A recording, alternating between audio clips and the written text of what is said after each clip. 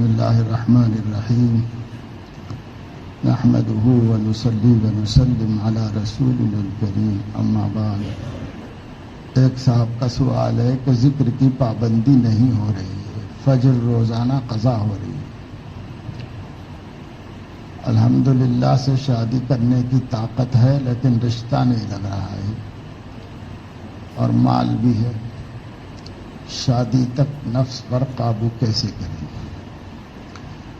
شادی تو انسان کی ایک ضرورت ہے اور یہ ضرورت اللہ تعالیٰ نے سب کے لیے مہیا رکھی ہے۔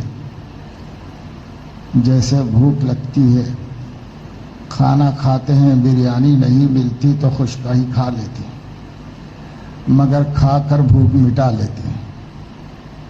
کتنی بیٹیاں بیٹھی ہوئی ہیں جن کے باپ پریشان ہے اور مائیں رو رہی،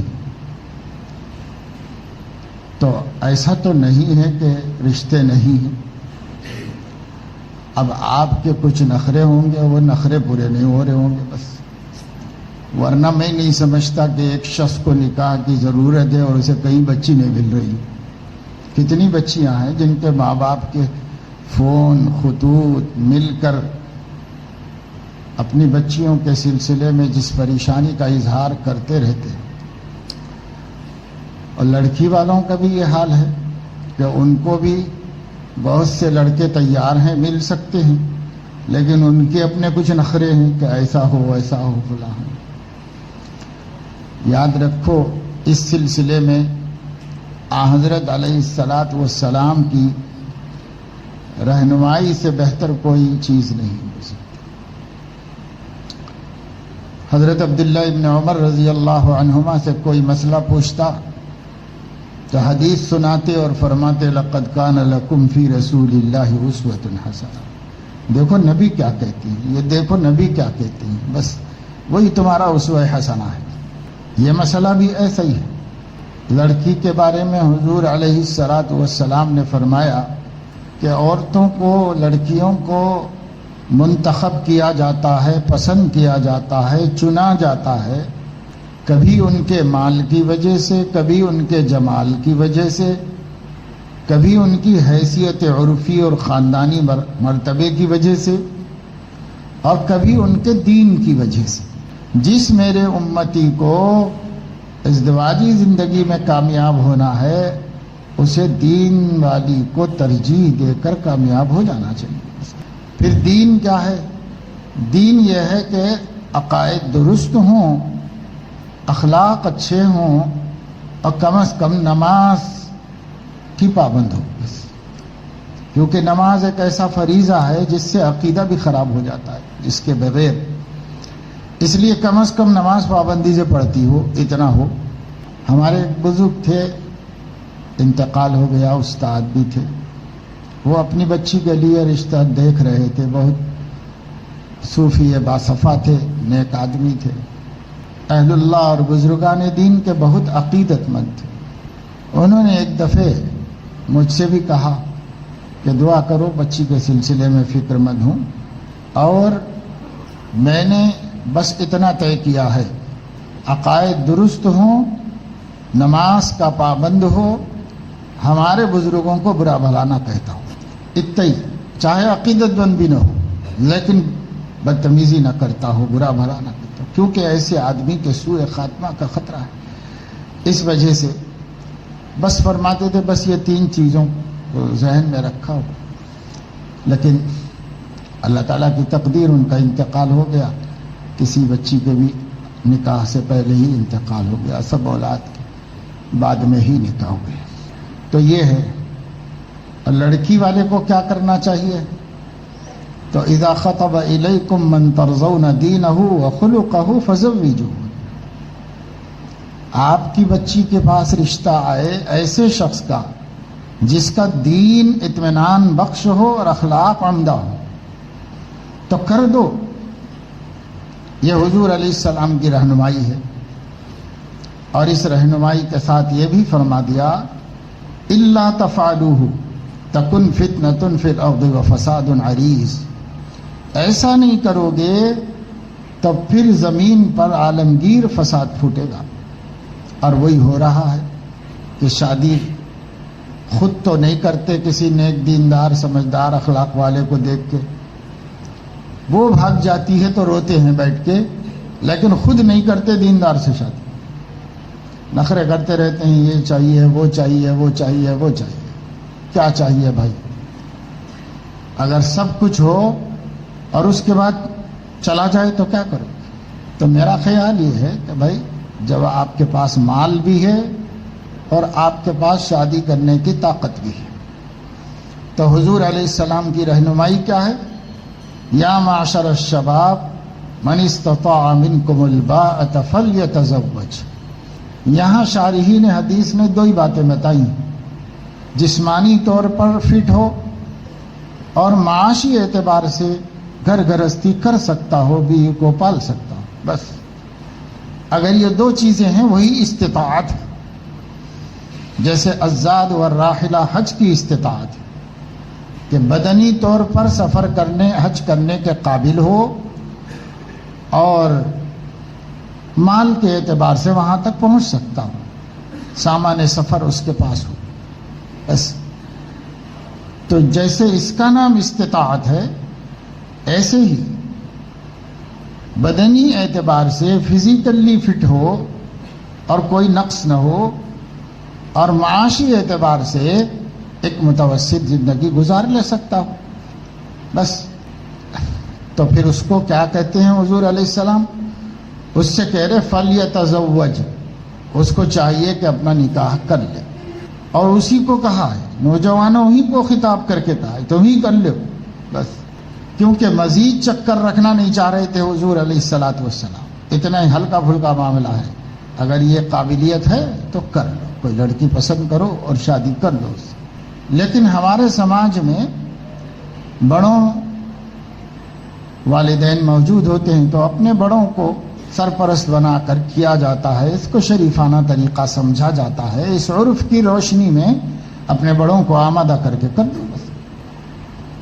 اب ہو سکتا ہے بھائی اس سب کے باوجود بھی کوئی رشتہ نہیں پسند کر رہا ہو، کوئی بیٹی دینے کے لیے تیار ہی نہ ہو.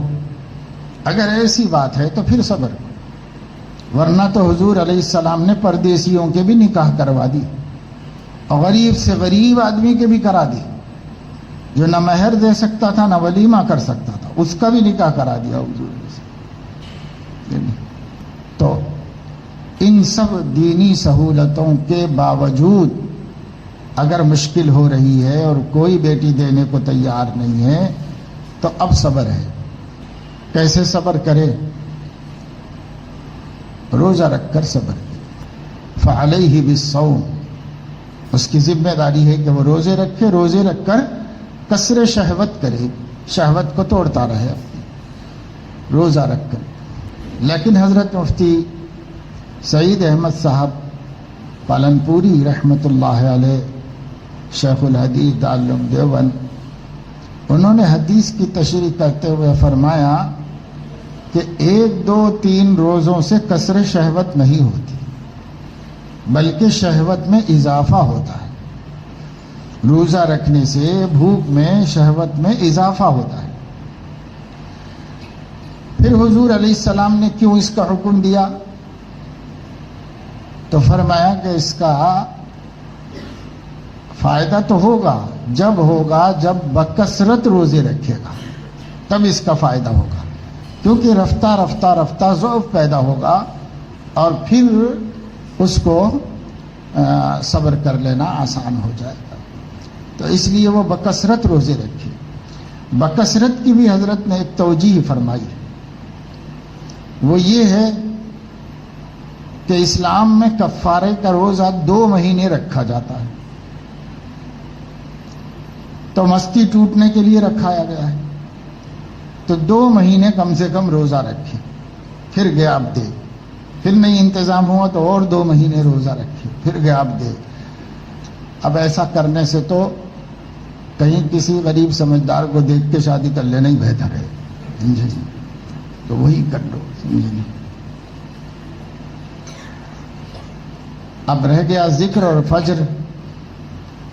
تو بھائی اس کے بارے میں بار بار بات آ چکی ہے،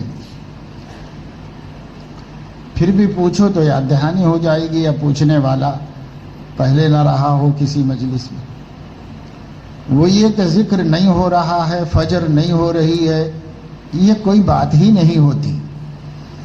یہ کہنا چاہیے کہ میں ذکر نہیں کر رہا ہوں، میں فجر کی نماز قضا کر رہا ہوں، پڑھ نہیں رہا ہوں وقت پر۔ نفس بڑی چالاکی کرتا ہے، اسے نامعلوم فاعل کی طرف منسوب کر دیتا ہے، ہو رہا ہے، نہیں ہو رہا ہے، بس۔ تو کرنے والا کون ہے بھائی؟ تو کرنے والے تو آپ خود ہی ہیں۔ تو کیوں نہیں کر رہے ہیں؟ جو کام آپ نہیں کر رہے ہیں وہ کر سکتے ہیں، کریے۔ جو نماز قضا ہو جا رہی ہے آپ ادا کر سکتے ہیں، ادا کریے۔ جب قضا کر سکتے ہیں تو ادا بھی کر سکتے ہیں، جب ذکر ناغا کر سکتے ہیں تو پابندی بھی کر سکتے ہیں۔ سکنا تو آپ ہی کے ہاتھ میں ہے۔ اس لیے خواہ مخواہ کا ایک دھوکہ ہے جو نفس و شیطان ہمارے اندر ڈال دیتے ہیں ایسی بات پر۔ بار بار غور کرو، جتنا غور کرو گے سمجھ میں آئے گا کہ جو آپ نہیں کر رہے ہو وہ کرنے سے ممکن ہو جائے گا، کرو، ہو جائے گا وہ کام۔ اب کوئی ہمارے پاس جو ہے جادو کی چھڑی تو نہیں ہے کہ صاحب آپ تو کرنا نہیں چاہ رہے ہم کروا دیں، تو ایسا کوئی ہے نہیں ہنر۔ ایسا ہنر ہوتا تو بہت ہی اچھا ہوتا، لوگوں کو مجاہدہ ہی کائے کو کرنا پڑتا۔ ایسا کوئی ہنر ہمارے پاس نہیں۔ آپ چاہیں تو ہو جائے گا، آپ نہیں چاہیں گے تو نہیں ہوگا، وہ آپ کے چاہنے پر ڈیپینڈ کرتا ہے۔ ایک صاحب کا کہنا ہے کہ بیوی اپنے شوہر کی اجازت کے بغیر کوئی کاروبار شروع کر سکتی ہے، جبکہ شوہر مالی اعتبار سے بیوی بچوں کے حقوق ادا نہیں کر رہا ہو جیسا کہ کرنا چاہیے۔ اگر کر رہا ہو تب بھی اس کے پاس اپنا مال ہے تو اپنے مال میں تصرف کرنے کا وہ حق رکھتی ہے کہ اپنے مال سے کاروبار کر سکتی ہے، خیرات کر سکتی ہے، سب کر سکتی ہے، بشرطے کہ اس کا اپنا مال ہو، اپنی ملکیت ہو۔ شوہر کی ملکیت میں تصرف نہیں کر سکتی، اپنی ملکیت میں تصرف کر سکتی ہے۔ شوہر کی ملکیت میں پرمیشن کی ضرورت ہے، اجازت کی ضرورت ہے۔ اجازت کے بارے میں علماء فرماتے ہیں یا تو صراحتاً ہو، یا دلالتاً ہو، یا عرفاً ہو، یہ بھی کافی ہے۔ صراحتاً کا مطلب یہ ہے کہ وہ اس سے پوچھ لے اور وہ بول دے کہ ہاں بھائی کرو، کوئی حرج نہیں۔ اور دلالتاً یہ ہے کہ اس کا بھی منشا ہو کہ بیوی کچھ محنت کرے تو کچھ ہماری برکت ہو جائے اور کام اچھا چل جائے، تو پھر ایسی صورت میں بھی کر سکتی ہے۔ اور عرفاً یہ ہو کہ وہ تصرف سماج میں کیا ہی جاتا ہے، سب کو علم ہوتا ہے اس کا، ہر شوہر جانتا ہے کہ ایسے خرچے بیوی کو تو کرنے پڑتے ہیں، وہ کرتی ہے، تو اس کو بھی اذن کہا جاتا ہے۔ بہرحال اپنے مال میں تو کوئی اعتراض نہیں ہے۔ بالخصوص جو صورت پوچھی جا رہی ہے کہ شوہر حقوق بھی نہیں ادا کرتا، تو حقوق نہیں ادا کرتا تو اسی صورت میں تو اس کے مال میں سے بقدر ضرورت لے لینا بھی درست ہے۔ حضرت ہندہ نے پوچھا تھا کہ ابو سفیان ذرا بخیل آدمی ہیں اور ضرورت بھر بھی نہیں دیتے ہیں خرچہ، تو کیا میں ان کے مال میں سے لے سکتی ہوں بقدر ضرورت؟ تو حضور نے فرمایا جمع کرنے کے لیے نہیں لے سکتی ہو، ضرورتوں کے لیے لے سکتی ہو، چاہے وہ نہ دے بغیر اجازت بھی لے سکتی ہو، کیونکہ اس کی ذمہ داری ہے نا، وہ اپنا حق ہے، حق کے حد تک لے سکتی ہے، حق کے حد تک لے سکتی ہو۔ تو یہ ہے، لیکن پھر بھی اس کے مال میں سے چوری نہیں کر رہی ہے، اپنا مال ہے، کہیں کاروبار میں لگا کر یا اس کو اس کے ذریعے سے کچھ سامان کپڑے وغیرہ خرید کے لا کے عورتیں گھروں میں بیچ لیتی ہیں، کچھ برتن جو ان کی عزت کے ساتھ وہ کچھ کاروبار کر کے انکم کا ذریعہ بنا لے سکتی ہیں، تو اپنے مال سے ہر حال میں بنا لے سکتی ہیں۔ بطور خاص جب شوہر حقوق بھی نہیں ادا کرتا تو اسے ذریعہ حلال کا بنا لینا چاہیے کہ کسی حلال ذریعے سے آمدنی ہو جائے اور گھر گھرستی چل جائے۔ کچھ دنوں سے حقر کو پڑھائی میں دلچسپی نہیں ہو رہی ہے، وقت بہت ضائع ہو رہا ہے، پڑھائی میں دل کیسے لگائے، رہنمائی فرمائیں۔ آپ پہلے یہ غور کر لو کہ پڑھائی کیا ہے، کوئی ضروری کام ہے یا تفریح تماشا ہے، اس پہ غور کر لو۔ جب آپ یہ طے کر لیں گے کہ یہ اہم ضروری کام ہے، یہ میری ضرورت ہے، یہ میرے مستقبل کی ضرورت ہے، یہ میری آخرت کی ضرورت ہے، اگر دین کا علم ہے، اور اگر دنیا کا علم ہے تو کم از کم اپنی معاش کی ضرورت ہے۔ جب آپ یہ طے کرو گے کہ یہ ایک ضرورت ہے تو پھر جی نہیں لگنے کا اور وقت ضائع ہونے کا کیا سوال پیدا ہوتا ہے؟ ضروری کاموں کے لیے تو آدمی اپنا ٹائم خود ہی استعمال کرتا ہے، اس میں کوئی حماقت نہیں کرتا۔ تو یہ حماقت نہ کرو، وہ پلر والے سیدھے بیٹھ جاؤ آگے ہٹ کے۔ اس کے لیے ابھی بول کے آیا تھا مولانا سے کہ وہاں کرسیاں رکھاؤ، نہیں سمجھنے والے نہیں سمجھتے، اس لیے کرسی رکھ کے وہ جگہ کو محفوظ کر دو۔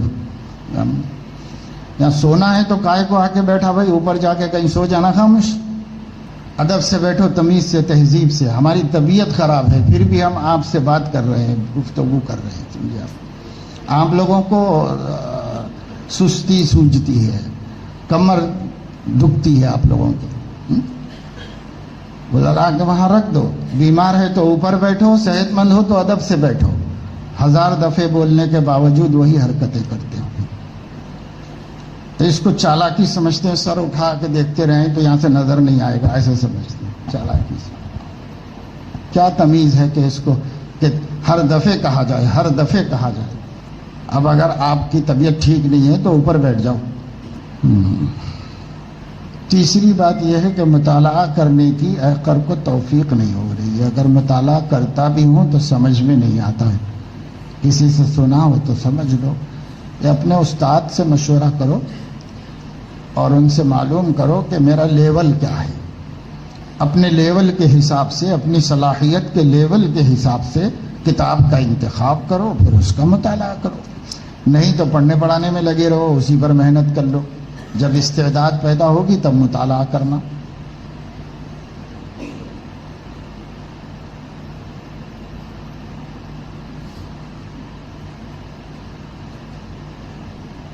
سوال یہ ہے کہ میں ایک نگراں ہوں، طلباء کے پاس سے کبھی فون ملتا ہے تو کیا ان سے ان کا فون کھلوانا اور دیکھنا کہ وہ کیا کر رہا تھا، یا پھر باقی تمام چیزیں کو دیکھنا، کیا یہ درست ہے؟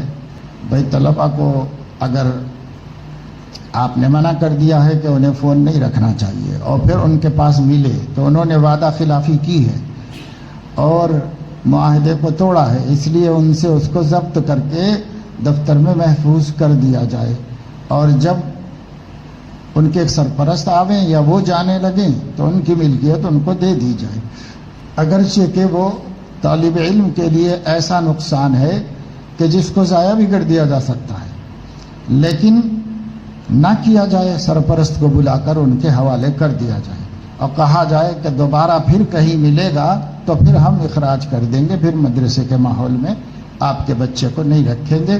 اس کی ذمہ داری سرپرستوں کی بھی تو ہے کہ وہ اس کی فکر کریں۔ باقی سب اس میں ڈھونڈنے، کھوجنے، تلاش کرنے کی کیا ضرورت ہے؟ اگر وہ کوئی اچھا کام کر رہا تھا تو بھی اس کو نہیں وعدہ خلافی کرنا چاہیے، اور اگر کوئی برا کام کر رہا تھا تو بھی وعدہ خلافی بھی ہوئی اور گناہ بھی ہوا۔ اب ہم کیا لے کے بیٹھ کے تلاش کریں گے اس میں کیا تھا کیا نہیں تھا؟ بس اتنا ہے کہ نہیں رکھنا چاہیے تھا، کیوں رکھا، بس ختم۔ بس اتنا ہی کافی ہے ثبوت کے واسطے کہ ہم ضبط کر لیں اس کو، اسی کے لیے اتنا ہی کافی ہے بس۔ سوال یہ تھا کہ اس عاجز کے کچھ قدیم دوست احباب ہیں جن کو میرے بارے میں معلوم ہے کہ میرا ماضی کیا تھا اور کون سے گناہ میں مبتلا تھا۔ اب ان سے مستقل تو کوئی رابطہ نہیں ہے، مگر جب بھی رابطہ ہوتا ہے تو وہ لوگ یاد کرواتے ہیں کہ تو اب مولانا بن گیا ہے، مگر پہلے کیا تھا ہم کو معلوم ہے۔ تو کیا ان سے رابطہ بالکل ختم کر دینا چاہیے؟ کیونکہ اگر یہ بولوں کہ آپ بھی اچھے بن جاؤ تو وہ بولتے ہیں کہ تیرے بارے میں ہم کو معلوم ہے، تو کیوں نصیحت کرتا ہے؟ یہ تو ان لوگوں کی جہالت ہے۔ کوئی آدمی خراب تھا اچھا بن گیا تو اب تو اچھا بن گیا، اب تو اس کی بات سننا چاہیے۔ پہلے کیا تھا، پہلے کیا تھا وہ تو اللہ تعالیٰ کو بھی معلوم ہے، لیکن اللہ تعالیٰ اس کے ساتھ کیا معاملہ کرتا ہے۔ پہلے کیا تھے حضرت وحشی، حضور کو بھی معلوم تھا، لیکن حضور علیہ السلام نے ان کے اسلام کو قبول کیا، انہیں صحابیت کا شرف دیا اور سب کچھ اس کو حاصل ہو گیا. اس لیے آپ کے ہاتھ میں کیا ہے؟ اگر ان لوگوں کی سرشت صحیح نہیں ہے، ان کا یہ طریقہ 100% غلط طریقہ ہے. کسی کے بھی بدل جانے کے بعد اس کے ماضی سے اس کو عار دلانا بدترین گناہوں میں شمار ہوتا ہے اسلام کے اندر. کسی کو عار نہ دلانا چاہیے. حضرت صلی اللہ علیہ وسلم کو جب پتہ چلا کہ حضرت خالد دشمنان اسلام میں پہلے نمبر کے دشمن تھے، مگر کسی نے بتایا کہ وہ کچھ سوچ رہے ہیں کہ اب آ کے مسلمان ہو جائیں. انہوں نے ذکر کیا ہے دوستوں کے سامنے کہ اب میں بھی مسلمان ہو جانا ہی بہتر سمجھتا ہوں. بس اتنی اطلاع ملنے پر حضور علیہ السلام نے صحابہ کو جمع کر کے ممبر پہ چڑھ کر نصیحت فرمائی کہ دیکھو، اگر خالد آ کر مسلمان ہو جائیں تو چونکہ آپ میں سے اکثر لوگوں کو ان سے صدمہ پہنچا ہوا ہے، کسی کے باپ کو مار دیا، کسی کے بھائی شہید کر دیا، کسی کے بیٹے کو، کسی کے بھائی کو، کسی کے رشتہ دار کو، کیونکہ جنگوں میں مارکوں میں وہ بہت آگے آگے رہتے تھے. تو انہیں ماضی کی کوئی بات یاد مت دلاؤ، تو بیچارے کا دل دکھے گا. اس لیے پرانا یاد مت دلاؤ، اب تم معاف کر دو، بھول جاؤ. بس اب وہ آ رہا ہے اسلام میں تو آ جانے دو اور امن سے رہنے دو. اسلام میں، اسلام سلامتی کا مذہب ہے، یہاں کسی کا دل نہیں دکھایا جاتا، کسی کو تکلیف نہیں دی جاتی. تو یہ جو مسلمان ہیں جن کو عقل نہیں ہے، سمجھ نہیں ہے، اخلاق اچھے نہیں ہیں، یہ تو اخلاق سے تعلق رکھنے والی بات ہے. کسی کے بھی ماضی کو یاد دلا کر عار نہیں دلانا چاہیے، بدترین گناہ ہے. اب یہ ہے کہ جب وہ ویسے ہی ہیں اور آپ کے ہاتھ میں نہیں ہیں تو کیا کرتے ہیں؟ آپ تعلقات تو مت ختم کرو ان سے، کیا ضرورت ہے؟ اگر وہ کچھ کہتے ہیں تو دوست کا حق سمجھ کے برداشت کرو، اللہ اجر دے گا، ثواب دے گا اس کا اللہ رب العزت. اور اگر آپ ان کو اچھی بات بتاتے ہیں وہ ایکسیپٹ نہیں کرتے تو چھوڑ دو. ایک آدھ مرتبہ بتا کے دیکھ لیا، اب وہ ہماری بات کو بات نہیں سمجھتے کیونکہ ہمارا ماضی اچھا نہیں ہے، تو چھوڑ دو، اب بولنا چھوڑ دو ان کو. مگر ایک آدھ مرتبہ دعوت دے کے دیکھو کہ بھئی وہ بھی اللہ کی محبت میں اور اللہ کے دین میں پورے داخل ہو جائیں. اچھا ہے، نہیں ان کا مزاج ایسا ہے تو چھوڑ دو، وہ جانے، اللہ جانے. بس زیادہ پریشان ہونے کی ضرورت نہیں. حضرت حکیم اختر صاحب رحمۃ اللہ علیہ نے ڈرایا بھی ہے. حضرت حکیم صاحب شاعروں کا ایسا ہوتا ہے کہ وہ کسی کو اپنا مخاطب بنا لیتے ہیں، تصوری مخاطب بنا لیتے ہیں کسی کو، کسی قریبی کو، اور اس کے نام سے کہتے ہیں. جو بھی رباعی غزل وغیرہ کہتے ہیں تو اس کے نام سے کہتے ہیں. ایسا نہیں ہے کہ اس شخص کا حال بیان کرتے ہیں، اس شخص کا حال نہیں بیان کرتے، اس کے نام سے کہتے ہیں. تو حضرت نے ایسے ہی کسی صاحب نے اپنی تکلیف سنائی کہ لوگ ہمارے ماضی کے تانے دیتے ہیں، ہم تو پھر سب چھوڑ کر اللہ کی طرف متوجہ ہو گئے، ہر چیز سے نکل گئے، ہم سچی توبہ پہ قائم ہیں، لیکن ہمارے ساتھی ایسا کرتے ہیں. تو حضرت نے تو حدیثیں سنائی، احکام سنائے، اور پھر حضرت کو جوش آیا تو حضرت نے جذبات میں فرمایا. میر صاحب ایک حضرت کے خلیفہ تھے، بہت قریب مقرب خدام میں سے تھے. حضرت کے کئی اشعار میں خطاب ان سے کرتے ہیں حضرت، یا ان کا ذکر کرتے ہیں، ان کے نام سے کرتے ہیں، سمجھے نہیں. تو اس موقع پر بھی فرمایا کہ گل رخوں سے ملا کرتے تھے میر، یعنی حسیناؤں سے ان سے معاشقے کرتے رہتے تھے. یہ حضرت میر صاحب کا حال نہیں بیان کر رہے حضرت، یہ ان کا خطاب کرتے ہیں ان سے. گل رخوں سے ملا کرتے تھے میر، اب ملا کرتے ہیں اہل اللہ سے. مت کرے کوئی تحقیر میر کی، رابطہ رکھتے ہیں وہ اب اللہ سے. جب اللہ کے مقربین میں ہو گئے تو ان کی بربادی ہے، جو اللہ کے محبوب بندوں کو تکلیف پہنچاتے ہیں وہ ان کی بربادی ہے. اللہ تعالیٰ اعلان فرماتا ہے من عاد لی ولیا فقد آذنتہ بالحرب. اور ولی ہر وہ بندہ ہے جس نے سچی توبہ کر لی ہے اللہ سے، وہ ولی ہے. جو اس کو ستائے گا اللہ جنگ کرے گا اس سے. تو اس لیے ان کو بھی چاہیے کہ اگر اللہ کی پکڑ سے بچنا چاہتے ہیں تو ایسا کام نہ کریں، لیکن وہ نہیں چھوڑتے تو آپ اس کا برا مت مانیے اور درگزر کر دیا کیجئے، معاف کر دیا کیجئے ان کو۔ گزارش یہ ہے کہ بندے کا دل ذکر کی طرف پوری طور پر متوجہ نہیں ہوتا، دل کو ذکر کی طرف متوجہ رکھنے کے لیے کچھ علاج تجویز فرمائیں۔ دیکھو کچھ ظاہری اسباب ہو سکتے ہیں، وہ یہ کہ جگہ سکون کی ہو اور کپڑے صاف ستھرے ہوں، اور ممکن ہو میسر ہو تو خوشبو کا استعمال کر لیا جائے، کیونکہ میٹھی چیز سے جگر کھلتا ہے اور خوشبو سے دل کھلتا ہے، اس لیے خوشبو کا استعمال کر لیا جائے تو طبیعت میں نشاط پیدا ہو جائے گا۔ وہاں شور نہ ہو، گڑبڑ نہ ہو، ایسی آوازیں نہ ہو جو ذہن کو مشوش کرتی ہوں۔ بس یہ ظاہری اسباب ہیں، میسر ہو تو ان ظاہری اسباب کو اختیار کر لیا جائے۔ سکون کی جگہ آرام سے بیٹھ کر، سکون کا وقت ہو، خود بھی زیادہ تھکے ہوئے نہ ہوں، تھوڑا سا خوشبو کا استعمال کر لیا جائے اور پہلے درود شریف پڑھ کے برکت لے لی جائے، اللہ تعالیٰ سے توجہ اور رحمت لے لی جائے، پھر اس کے بعد اپنے معمولات شروع کیے جائیں۔ اتنا تک تو آپ کے اختیار میں ہے، وہ آپ کر لیں۔ اس کے بعد جی لگے نہ لگے معمول پورا کر لیں، بس جی لگا رہنے کی فکر نہ کریں کہ لگا رہے کنٹینیو، اس کی فکر نہ کریں۔ ہو سکتا ہے کہ لگا رہے گا بھی، ہو سکتا ہے نہیں لگے گا، بیچ میں تشویش ہو جائے گی، تو جانے تو کوئی بات نہیں، کچھ بھی فرق نہیں پڑے گا، آپ کے اجر پر، آپ کے ثواب پر، آپ کے نفع پر اس کا کوئی بھی اثر نہیں پڑے گا۔ لہذا بس البتہ جو اختیاری اسباب ہیں ان کو اختیار کر لو، اس کا فائدہ ہوتا ہے، اس کی برکت ہوتی ہے۔ بعض لوگ یا تو بالکل ہی جاہل ہوتے ہیں یا غیر ضروری فضول سوال کرتے ہیں۔ ان کی عرض گزارش یہ ہے کہ 4 مہینہ جماعت میں جانا فرض ہے یا واجب ہے؟ آپ اس کی وضاحت فرمائیں۔ یا تو بالکل ہی جاہل ہوگا، کچھ بھی نہیں جانتا ہوگا یہ سوال کرنے والا، یا پھر بیماری ہے کہ خواہ کے مسائل اٹھا کر کے لوگوں کے درمیان میں دراڑ پیدا کی جائے اور لوگوں کے درمیان میں اختلافات کو ہوا دی جائے، بس اور کیا ہوتا ہے ایسے سوالات کا مقصد ہے؟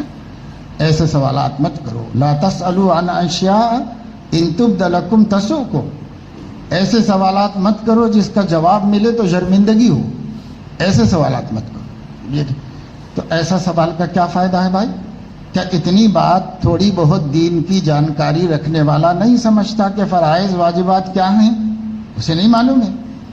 بھائی یہ ایک دین کا کام ہے، جس کو موقع ہے، جس کو فرصت ہے اور ضرورت سب کو ہے اپنے دین مضبوط کرنے کی، اپنا ایمان و یقین بنانے کی، تو جائے وہ جماعت میں، نہیں تو دوسرا راستہ اختیار کرے۔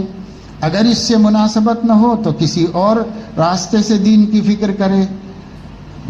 ایک صورت چھوٹی عمر ہے تو تعلیم حاصل کر کے دیندار بننے کی ہے کہ بھائی مدارس کے ماحول سے دینداری اختیار کرو۔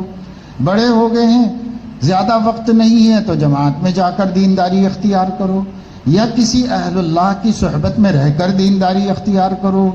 مختلف راستے ہیں، یہ سب دین کے راستے ہیں، اور ان دین کے راستوں میں جو غلطیاں ہوتی ہیں وہ غلطیوں کو غلطی کہا جاتا ہے۔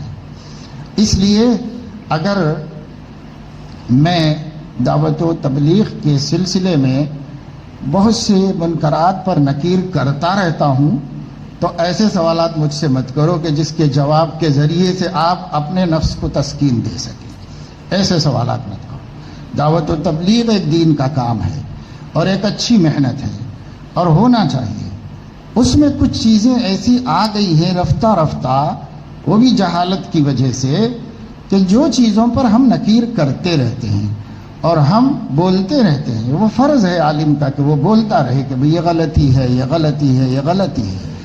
غلطیاں مدرسوں میں بھی ہوتی ہیں، مدرسوں میں بھی بولتے رہتے ہیں، غلطیاں علماء بھی کرتے ہیں، ان سے بھی کہا جاتا رہتا ہے۔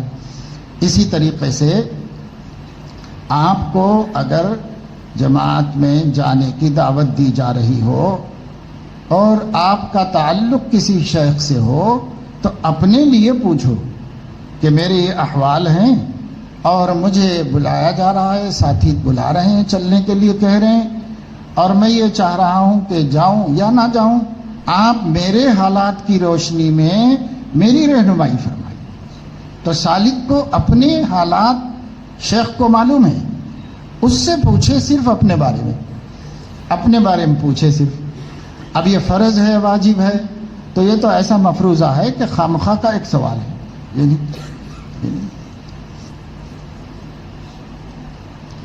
بعض لوگوں کے ذہن میں یہ ہوتا ہے کہ بھائی اب مولانا خلاف ہیں، بول دیں گے، اس کو آپ جو ہے نوٹ کر لیں گے اور آپ اس کو دلیل بنا کے پیش کریں گے۔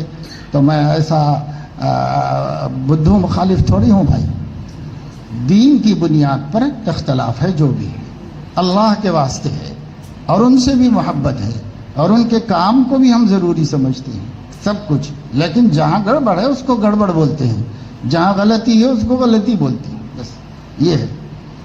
مطالعہ کرنے کے بعد کتاب یاد نہیں رہتی،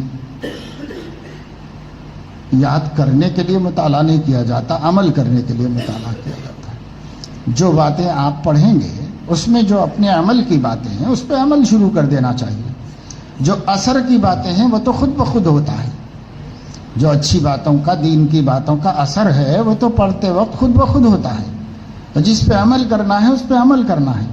یاد رکھنے کو تو قرآن بھی نہیں کہا گیا کہ سارا قرآن یاد رکھو آپ، جب آپ کو اللہ میاں قرآن یاد رکھنے کا بھی پابند نہیں کیے ہیں تو کسی اور کتاب کا یاد رکھنے کا کیا مسئلہ ہے؟ یاد رہے، بھول جاؤ، کوئی بات نہیں۔ بسا اوقات ایسا ہوتا ہے کہ ایک کتاب، کوئی چیز آدمی مطالعہ کرتا ہے، وہ اس کے ذہن میں بیٹھ جاتا ہے، مگر یہ کہ ہر وقت یاد نہیں آتا، جب کوئی بات اس کے مناسب پیش آتی ہے تب یاد آتا ہے، تو اس کو بھول جانا نہیں بولتے۔ بعض لوگ یہ سمجھتے ہیں کہ 30 پاروں کی طرح وہ کتاب بھی یاد ہو جائے، مجھے یاد رکھ کے کیا کرو گے؟ اس کے حروف، اس کی عبارتیں یاد رکھ کے کیا کرو گے؟ ہاں، اس میں ایک بات تھی کہ یہ بہت بری بات ہے، یہ کہ فلاں بزرگ کے ساتھ کسی نے ایسا معاملہ کیا تھا جب انہوں نے غصے کو اس طرح ضبط کیا۔ اب آپ پڑھے، بھول گئے، ذہن سے نکل گیا، لیکن ایک دفعہ ایسا واقعہ آپ کے ساتھ پیش آیا تو فوراً یاد آئے گا وہ قصہ، تو بھولے کہاں ہے ذہن میں، لیکن اس کے 5-6 خانے ہیں، وہ پیچھے کے خانے میں چلے جاتا ہے، اس کے پیچھے کے خانے میں چلے جاتا ہے، اور عند ضرورت یاد آتا ہے۔ یہ ایسا ہی ہے جیسا کہ بخاری میں ہے کہ حضرت حذیفہ رضی اللہ تعالیٰ عنہ نے فرمایا کہ ایک دن حضور علیہ السلام نے عصر کی نماز پڑھائی اور خطبہ دینا شروع کر دیا، تو قیامت تک ما کان ما یکون بتا دیا، سب کیا کیا ہونے والا ہے، کیا کیا ہونے، سب بتا دیا ایک ساتھ۔ تو اس کے بعد وہ فرماتے ہیں کہ حفیظہ من حفیظہ و نسیہ من نسیہ، جو یاد رہا، جو بھول گئے۔ بہت باتیں کہی تھی حضور نے، سب تو یاد ہے نہیں، کچھ یاد ہیں اور بہت ساری بھول بھی گئے ہم، لیکن بھولے کیسا؟ جب وہ نشانی سامنے آتی ہے تو فوراً یاد آ جاتا ہے کہ یہ بات تو نبی نے فرمائی تھی، جیسے یہ بات تو کسی کتاب میں نے پڑھی تھی، ایسے تب یاد آتا ہے۔ اور اس کی مثال دی انہوں نے، اس کی مثال ایسی دی، کوئی دوست بہت دنوں تک بچھڑ جانے کے بعد، کافی عرصے کے بعد آتا ہے تو اول وہلہ میں نہیں سمجھ میں آتا کون صاحب ہیں یہ، جب وہ ذرا سا غور سے دیکھتا ہے، اچھا آپ فلاں ہیں نا، ہاں وہی، تو کیا ہوا؟ وہ تو وہ فائل پیچھے گئی تھی تو وہ سامنے آ جاتی ہے، سمجھے نہیں؟ تو اس لیے یہ مت سمجھو کہ آپ نے جو پڑھا ہے وہ فائل مٹ گئی ہے، ڈیلیٹ نہیں ہوئی ہے، صرف وہ پیچھے چلی گئی ہے، وہ آتی ہے۔ اب تو ایسا ہوتا ہے کہ صاحب اگر آپ اس کو ردی میں بھی ڈال دیں تو ماہرین وہاں سے بھی نکال کے لا لیتے ہیں، سمجھے نہیں؟ کہاں جائے گا؟ موبائل کے بارے میں کسی نے کہا تھا کہ ایسا ضدی ہے کہ اس کو کہیں سے بھی ڈیلیٹ کرو پھر جا کے کہیں بیٹھتے، وہاں سے ڈیلیٹ کرو پھر کہیں اور رہتے، وہاں سے ڈیلیٹ کرو پھر کہیں رہتی ہے، کہیں غائب ہونے کا سوال ہی نہیں پیدا ہوتا۔ یہاں تک کہ آپ کے فون میں سے بھی نکل جائے تو پھر اس کو ڈیٹا بیس میں سے نکال کے لایا جا سکتا ہے، پھر لا کر کے اس کو دیکھا جا سکتا ہے۔ تو سمجھو آپ کا حافظہ تو اس سے بھی اچھا ہے، اللہ تعالیٰ نے بنایا ہے، کہیں نہیں جائے گا، سب رہے گا۔ عند ضرورت یاد آتا ہے، پڑھا ہوا عند ضرورت یاد آتا ہے۔ پورا پورا یاد رکھنا علامہ انور شاہ کشمیری کا کام تھا، سب کا کام نہیں ہے، سمجھے نہیں؟ وہ یاد رکھتے تھے اس کو، اور انہوں نے بھی حد مقرر کر دی تھی۔ حضرت کشمیری فرماتے تھے کوئی کتاب لا کے دو، ایک دفعہ پڑھوں گا 40 برس تک اسی طرح سناؤں گا، 40 برس کے بعد ہو سکتا ہے خلاصہ بتا دوں گا، اسی طرح نہیں سنا سکتا۔ تو ان کے پاس بھی ایک حد تھی، اس کے آگے وہ مشکل تھا۔ اس واسطے پریشان مت ہو، مطالعہ کرنے میں برکت ہے۔ البتہ کتاب اپنے استاد سے معلوم کرنا چاہیے کہ میرے لیول کی کون سی کتاب ہے، اسے معلوم کرنا چاہیے۔ نفس کسے کہتے ہیں؟ کیا دل کو ہی نفس کہتے ہیں؟ بعض حضرات نے دل ہی کو نفس کہا ہے، لیکن نفس ایک ملکہ ہے، ایک قوت ہے جو اللہ نے انسان کے اندر رکھی ہے، اور یہ ملکہ راسخہ ہے، اور اس کا کام جو ہے برائیوں کا حکم دیتے رہنا ہے۔ ان النفس لامارۃ بالسوء، اس کا کام یہی ہے۔ اسی ملکے کو کنٹرول میں کیا جاتا ہے، قابو میں کیا جاتا ہے اپنی روحانیت کو غالب کر کے۔ کیوں کہ نفس جو ہے وہ ملکوتیت کے مقابلے میں حیوانیت کا نام ہے، اور انسان فرشتہ ہے، جانور ہے۔ جانور فرشتہ نہیں ہو سکتا، فرشتہ جانور نہیں ہو سکتا، لیکن انسان ہے جو جامع حیوانیت و ملکوتیت ہے۔ انسان کے اندر فرشتہ پن بھی ہے، جانور پن بھی ہے، اس کی بھی کچھ کیفیتیں اس کے اندر موجود ہیں، اس کے کمالات بھی اس کے اندر موجود ہیں۔ تو اب اللہ نے جنگ کرا دی دونوں کی، کہ ملکوتیت کی حیوانیت سے جنگ چلتی رہے گی شعور آنے سے لے کے موت تک۔ وہ جو حیوانیت ہے وہ نفس کہلاتا ہے، وہ برائی ہی کی دعوت دیتا رہتا ہے، اور جو ملکوتیت ہے یہ ہماری وہ کیفیت ہے جو ہم کو بھلائی کی دعوت دیتی رہتی ہے۔ کبھی آپ غور کرو گے تو آپ کو سمجھ میں آئے گا، ہر شخص کو، عام سے عام آدمی کو سمجھ میں آئے گا، اس کے دل میں ایک اچھی بات آتی ہے تو فوراً بری بات آتی ہے، اور دل میں بری بات آتی ہے تو فوراً اچھی بات آتی ہے۔ تو یہ سلسلہ برابر چلتا رہتا ہے، ہر آدمی غور کر کے دیکھ لے۔ جیسے کسی آدمی نے کہا کہ بھائی کل سیکنڈ سنڈے ہے، چلنا ہے، اس کے دل میں آیا کہ چلنا ہے، جانا ہے، یہ جانا ہے کہ خیال کے فوراً بعد کوئی مانع، کوئی رکاوٹ اور کوئی نہیں جانے کا تقاضا بھی آتا ہے، تو پھر وہ مقابلہ کرتا ہے اور اس کو فتح کرتا ہے تو آ جاتا ہے، اور اگر مقابلے میں ہار جاتا ہے تو نفس غالب آتا ہے اور وہ رک جاتا ہے۔ یہ ایک مثال دے رہا ہوں میں، نماز کا ارادہ کرو، آپ روزے کا ارادہ کرو، خیرات کا ارادہ کرو، تلاوت کا ارادہ کرو، ذکر کا، کسی بھی چیز کا۔ بیٹھے بیٹھے آدمی نے کہا بھائی خالی ہیں تو لاؤ تلاوت کر لیں، فوراً خیال آئے گا کہ نہیں تھوڑا آرام کر لیں، یا دوسری کتاب پڑھ لیں، یا کچھ اور کر لیں، تو دوسرا خیال ضرور آئے گا انسان کو۔ اور اگر برا خیال آیا کہ انسان نے سوچا کہ ارے ایک سوال کر رہا، جھوٹ بول دینا چاہیے، تو میں اس کو گھما دوں پھرا دوں، اس کے ساتھ ہی ایک خیال دل میں ضرور آئے گا کہ نہیں یہ تو بری بات ہے، ایسا نہیں کرنا چاہیے، وہ آئے گا۔ یہ جنگ ہے دونوں کی، چلتی رہتی ہے، مسلسل چلتی رہتی ہے۔ حکم ہمیں یہ دیا گیا ہے ملکوتیت کو حیوانیت پر غالب کرو، یعنی اپنی روحانیت کو اپنے نفس پر غالب رکھو۔ یہ اللہ تعالیٰ کا معاملہ ہے۔ یہ اس کو کہتے ہیں ایک ملکہ، یعنی ایک قوت جو اللہ نے انسانی قوات میں رکھی ہے، ایک طاقت، ایک قوت ہے جو اللہ نے ہمارے اندر رکھی ہے۔ طالب علم کو ذکر کرنا چاہیے یا نہیں؟ کیونکہ بعض طلبہ کہتے ہیں کہ ذکر کرنا ضروری نہیں۔ بعض طلبہ کہتے ہیں تو بعض طلبہ کے کہنے کی کیا اہمیت ہے؟ استاد کیا کہتے ہیں، عالم کیا کہتا ہے، محقق کیا کہتا ہے، اہمیت اس کی ہوتی ہے۔ طالب علم تو کہتے ہی رہتے ہیں کیونکہ ذکر کرنا ایک اچھا عمل ہے، اور نفس کہتا ہے کہ نہ مت کرو، یہ کہتا ہے۔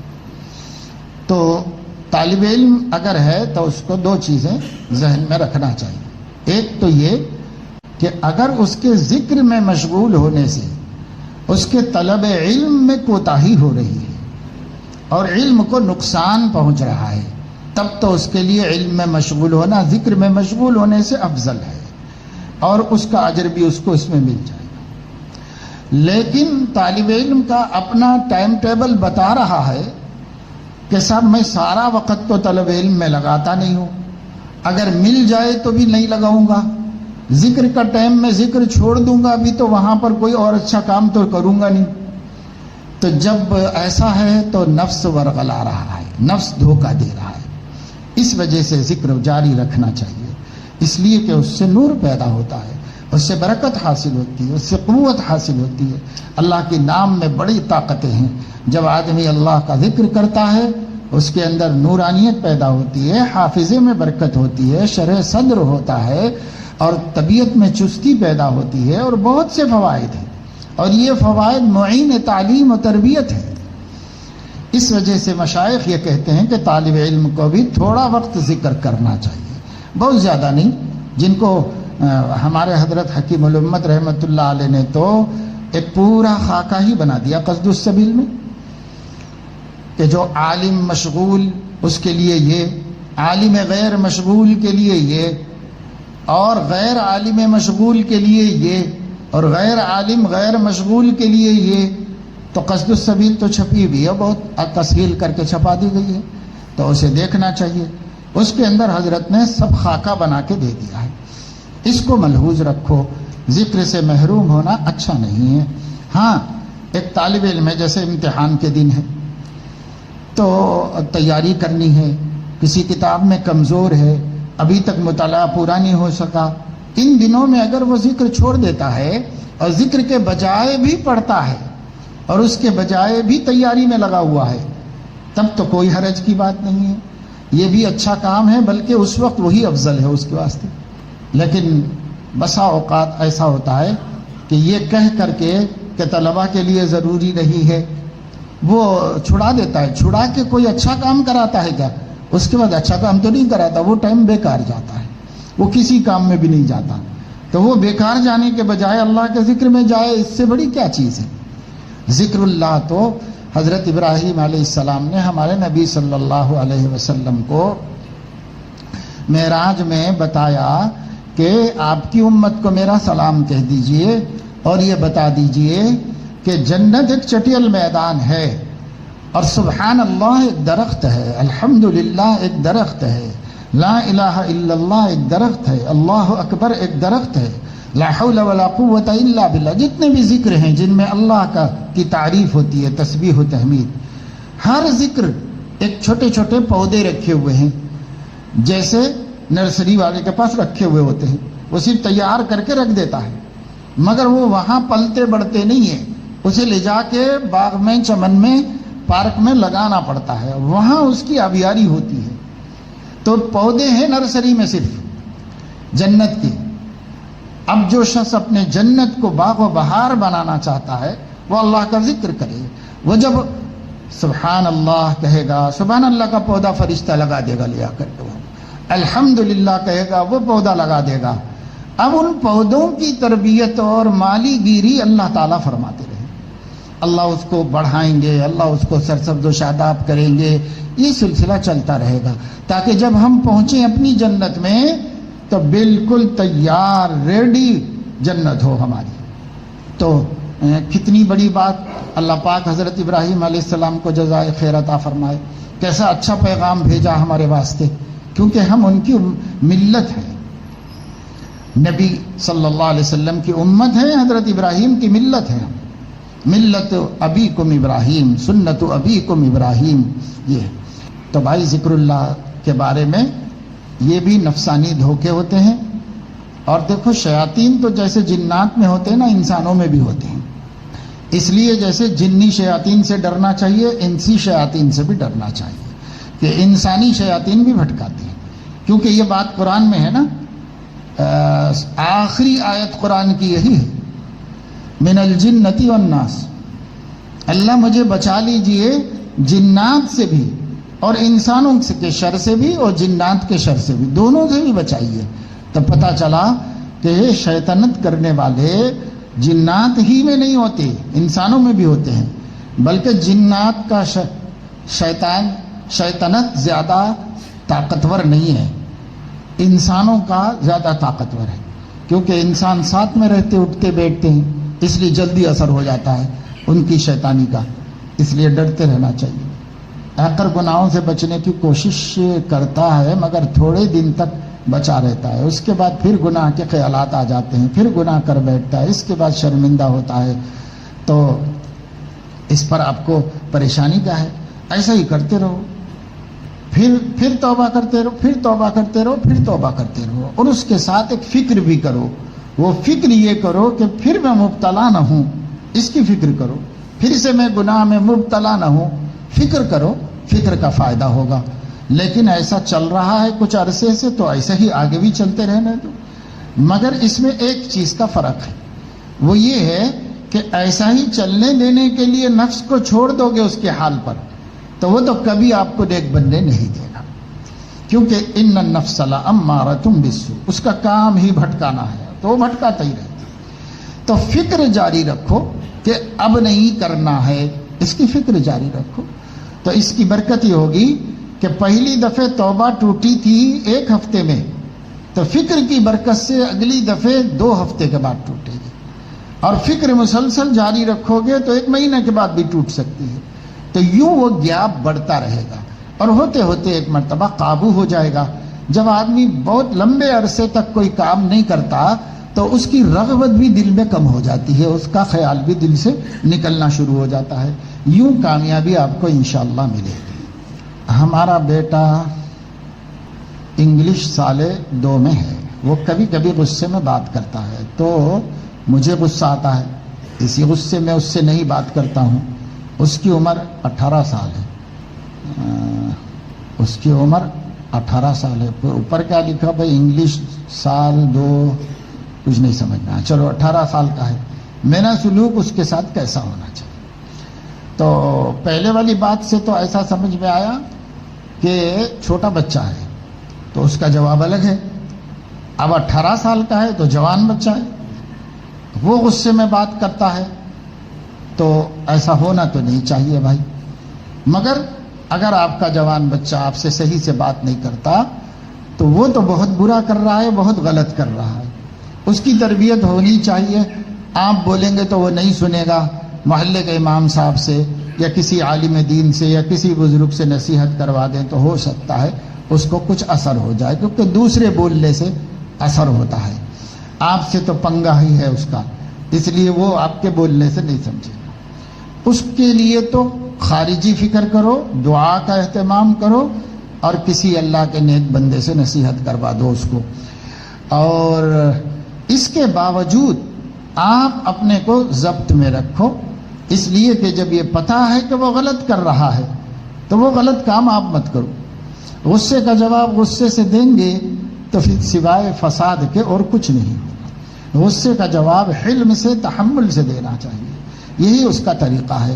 ہمارے آقا صلی اللہ علیہ وسلم کی جو صفتیں تورات، انجیل وغیرہ صحف آسمانی میں بیان کی گئی تھی، ان میں یہ ایک اہم صفت بیان کی گئی تھی کہ ان کو جتنا غصہ دلایا جائے گا ان کا غصہ نہیں بڑھے گا، حلم بڑھے گا، برداشت بڑھتی جائے گی ان کی۔ چنانچہ بعض یہودیوں نے تجربے بھی کر کے دیکھ لی کہ ایسی حرکتیں کی جس سے ایک شریف آدمی کو ایک دم غصہ آ جانا چاہیے، لیکن انہوں نے دیکھا کہ آپ نے تحمل سے کام لیا، غصے سے کام نہیں لیا۔ تو خیر یہ تو اپنا بچہ ہے، کچھ بھی ہو چند چیزوں کی اس کے مزاج کی وجہ سے رعایت کر لیں۔ ایک تو یہ کہ وہ جلدی بفر جاتا ہے تو ایسی کوئی بات نہ بولیں جس سے وہ بفر جائے، خود ہی احتیاط برتیں اس کے بارے میں۔ دوسرے یہ ہے کہ اس کو کسی کام کا حکم دینے پر وہ ایسا کرتا ہے تو اس کو حکم دینا چھوڑ دیں، اس کے بارے میں اختیار رکھ دیں۔ آپ یوں کہیں، ہمارے والد صاحب رحمۃ اللہ علیہ کہا کرتے تھے ہمارے بچپنے میں والدہ سے کہ بھائی حکم مت دو، یہ کہہ دو کہ بھائی فلاں کام کر لو تو اچھا ہے، فلاں کام کر لیا جائے، یہ کر لو گے کیا، ایسے کہو، لیکن آرڈر مت دو کیونکہ حکم کی نافرمانی سے ہمارا ہی بچہ اللہ کی نظر میں گناہ گار ہوگا، اس لیے اس کو گناہ سے بچانے کے واسطے ہم ایسی تدبیر کر لیں کہ وہ گناہ سے بچ جائے۔ اور ویسے بھی کرے گا تو کرے گا، نہیں کرے گا تو نہیں کرے گا۔ اب نہیں کرے گا، ہم کو بھی ٹینشن اور وہ بھی گناہ گار، تو تدبیر ایسی اختیار کرو کہ وہ گناہ گار نہ ہو اللہ کے پاس۔ یہ شفیق والدین کی سوچ ہوتی ہے، جن کو اپنے سے زیادہ اپنی اولاد کی خیرخواہی ہوتی ہے کہ اپنی اولاد اللہ کی نظر میں گر نہ جائے، اپنی اولاد اللہ رب العزت کی پکڑ کا سبب نہ بنے، اس سے بھی زیادہ ان کو فکر ہوتی ہے۔ اور یہی مزاج تھا حضور علیہ السلام کا کہ وہ اپنی راحت کو قربان کر دیتے تھے کسی دوسرے کو گناہ گار بننے سے بچانے کے واسطے، کہ بھئی یہ گناہ گار نہ بن جائے کہیں، اس سے بچانے کے واسطے۔ تو اس کا خیال کریے اور اللہ تعالیٰ سے دعا کیجیے، اس کی طرف سے کچھ صدقہ کر دیا کیجیے کہ اللہ تعالیٰ صدقے کی برکت سے بہت سی برائیوں سے بچا لیتے ہیں آدمی کو۔ اور ویسے بھی صدقہ جو ہے دوزخ کی آگ سے بچاتا ہے، اور غصہ بھی ایک آگ ہے، اس آگ سے بچانے کے لیے صدقہ کر دیا کیجیے کہ بچے کے اندر سے یہ بری عادت ختم ہو جائے اور اس کا مزاج درست ہو جائے، بہتر ہو جائے، اس کے لیے کر لیا کیجیے۔ اور اب جس وقت اس کے باوجود بھی ایسی صورتحال پیش آ جائے تو آپ پوچھتے ہیں کہ میرا سلوک کیا ہونا چاہیے، تو آپ کا سلوک اس وقت میں معاملے کو رفع دفع کرنے کی طرف راغب ہونا چاہیے کہ معاملہ ٹھنڈا ہو جائے، یہ مسئلہ ختم ہونے کی کوئی راستہ خود ہی سوچ کے نکالو، تاکہ کچھ بھی ہو بہرحال اولاد ہے، ان کی خیرخواہی کرنی چاہیے، ان سے بھلائی کرنی چاہیے۔ ایک دوست ہے جس کو گالیاں اور گندی فلمیں اور فحش باتیں کرنے کی عادت ہے، اور اس کو ان باتوں پر شرمندگی بھی ہوتی ہے، بس اس کو کیسے چھڑایا جائے؟ جب تک اس کی مذمت سنا دیا کیجیے اور اس کو اچھے ماحول میں رہنے کے لیے کہیے، جب تک وہ نہیں چاہے گا دوسرے کے چاہنے سے کیا ہوگا؟ وہ خود چاہے گا تو ہوگا نا۔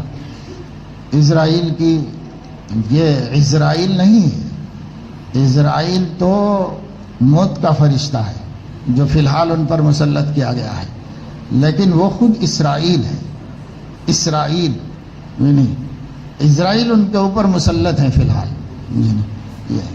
ان کا پروڈکٹ استعمال کرنے کی رہنمائی فرمائی ہے۔ بھئی یہ تو مسئلے کی بات نہیں ہے، یہ غیرت ایمانی کی بات ہے۔ آپ کی غیرت آپ کو روکتی ہے، رکنا چاہیے، رکنے والے رک کر بتا دیے۔ بعض جگہوں پر لوگوں نے بغیر کسی کے کہے ہر مومن کے دل نے آواز دی، اور انہوں نے ایسا بائیکاٹ کیا ہے کہ جن چیزوں کو لوگ مر گر کے کھاتے تھے اور اس پر مر مٹتے تھے عرب، انہوں نے بھی اپنے کو پیچھے کر لیا ہے، بالکل نام بھی نہیں سننا چاہتے۔ تو کرنے سے کام ہوتا ہے۔ اگر ہماری غیرت ایمانی اس ظالم کو اتنی بھی مدد کیوں پہنچے کہ وہ ہمارے ایک پیپسی پینے سے اور ہمارے ایک چاکلیٹ کھانے سے جو 1 روپیہ اس کو پہنچ سکتا ہوگا، تو وہ 1 روپیہ بھی میں کیوں پہنچاؤں ہمارے بھائیوں کے قاتل کو؟ یہ آپ سوچیں تو بہت اچھی بات ہے نا، مگر یہ ہے کہ اس کا کوئی فتویٰ نہیں ہے کہ نہیں کھا سکتے اور نہیں پی سکتے، ایسا کوئی فتویٰ نہیں ہے۔ آپ اپنی غیرت ایمانی سے اس پر عمل کیجئے، جس قدر ممکن ہے کریے۔ تھوڑے دنوں سے قبر کی بہت یاد آ رہی ہے۔ قبر میں سویا ہوا استحضار زیادہ ہو گیا ہے، اس کی وجہ سے دل میں گھبراہٹ اور ڈر ہے، علاج تجویز فرما دیں۔ ایسا آپ نے بہت زیادہ سوچا ہوگا اور بار بار اس کا تصور کیا ہوگا، کیونکہ جس چیز کا آدمی زیادہ تصور کرتا ہے وہ ذہن پہ غالب آ جاتی ہے، اس لیے اس کا استحضار ہونا چاہیے مگر اعتدال کے ساتھ۔ تو اب ایسا کیجئے کہ کچھ ایسے جائز کاموں میں مشغول ہو جائیے جو جائز کام اس کیفیت کو ختم کر دیں۔ یہ کیفیت زیادہ ہو جائے گی تو مایوسی پیدا کر دے گی، اور مایوسی سے بچنا بھی ضروری ہے۔ الایمان بین الخوف والرجاء ہے، اس واسطے کہ اس دنیا کی زندگی اور گھر گھرستی بھی کرنا ہے، فرائض و حقوق کو بھی ادا کرنا ہے، اور اللہ کی بندگی کے حقوق بھی ادا کرنا ہے۔ اس کے لیے سکون قلب کی ضرورت ہے۔ تو گناہوں سے بچنے کے لیے، نفس کو سرکش ہونے سے بچانے کے لیے تھوڑا تصور قبر، تھوڑا تصور آخرت رہنا چاہیے، لیکن اس طرح غالب ہو جائے کہ پھر آدمی میں مایوسی، ڈر، گھبراہٹ پیدا ہوگی تو ایک دن اللہ تعالیٰ سے مایوس ہو جائے گا انسان۔ تو یہ بہت بڑا نقصان ہے۔ تھوڑا اپنا ماحول چینج کرو، تھوڑا اچھے دوستوں میں رہو، کچھ دن ذرا ہنسا بولا کرو، اعتدال آ جائے۔ جب اعتدال آ جائے تو پھر اس کے بعد اعتدال مناسب ہے، وہی بہتر ہے۔ حاملہ عورت کے 3 آپریشن کے بعد تھیلی نکال دی جاتی ہے تو یہ عمل جائز ہے یا نہیں؟ وضاحت فرمائیں۔ واضح رہے کہ ڈاکٹرز کہتے ہیں کہ اگر 3 آپریشن کے بعد تھیلی نہ نکالی جائے تو طبیعت پر اثر پڑتا ہے، تو اب شریعت کا حکم کیا ہوگا؟ ایک جواب تو اس کا یہ ہے کہ ہم نے کہا تھا کہ فقہی مسائل مفتی سے معلوم کرنا چاہیے، اس کے سامنے رکھا۔ اپنے پاس ہر بستی میں الحمدللہ مفتیان کرام موجود ہیں، ہر جگہ ہیں علماء اس زمانے میں، تو وہاں پوچھ لینا چاہیے۔ پھر مختصراً اس کا جواب یہ ہے کہ اگر دینی احکام کے جاننے والی لیڈی ڈاکٹر معالج یہ کہے اور وہ مسلم ہو اور وہ احکام سے واقف ہو اور وہ کہے کہ اب نقصان دہ ہے، نکال دینا ہی چاہیے، صحت پر اثر پڑے گا، تو پھر ویسی صورت میں اس کی بات مانی جا سکتی ہے، اس پر عمل کیا جا سکتا ہے۔ محض بچوں سے بچنے کے لیے ایسا کرنا جائز نہیں۔ مجھے اپنے بچوں کی غلطی پر غصہ بہت آتا ہے، اکثر مارتا بھی ہوں۔ اس کا کیا علاج ہے؟ مارنے کی اجازت ہے، مگر وہ مار سے اس کو تحمل ہو، اتنا مار سکتے ہیں بس۔ تو میں پڑھا رہا تھا، کوئی ایسی بات آئی تھی درسگاہ میں، تو میں نے بتایا کہ جہاں مارنے کو فرمایا گیا ہے نا کہ 10 برس کے ہو جائیں نماز نہ پڑھیں تو وضربوہم، ٹھکائی کرو ان کی، تو وہاں پر شارحین حدیث نے کہا کہ وضربوہم بالسواک، مسواک سے ٹھکائی کرو۔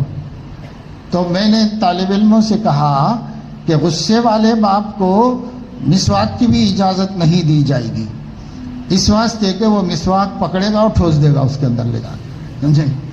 تو اصل تو اس کا غصہ ہے، وہ تربیت کوئی مقصد نہیں ہے، صرف غصہ ہے، اور غصے کی وجہ سے اس کو مسواک اس لیے کہا گیا کہ وہ زیادہ زور سے مار نہ سکے، اس لیے مسواک کی تشبیہ دے دی گئی۔ لیکن جو غصے میں ہوگا وہ کیا کرے گا؟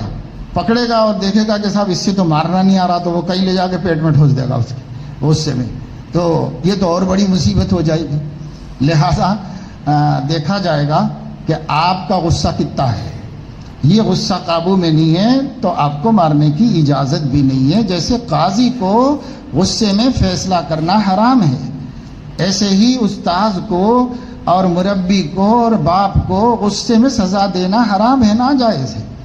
اب اس کی تو تربیت ہوئی نہیں، اللہ بہتر جانتا ہے، آپ ایک حرام کے مرتکب ہو کر اللہ کو جواب دیں، تو یہ سمجھ لو اچھی طریقے سے۔ نماز میں دھیان نہیں رہتا، اور اس کے لیے کیا کیا جائے؟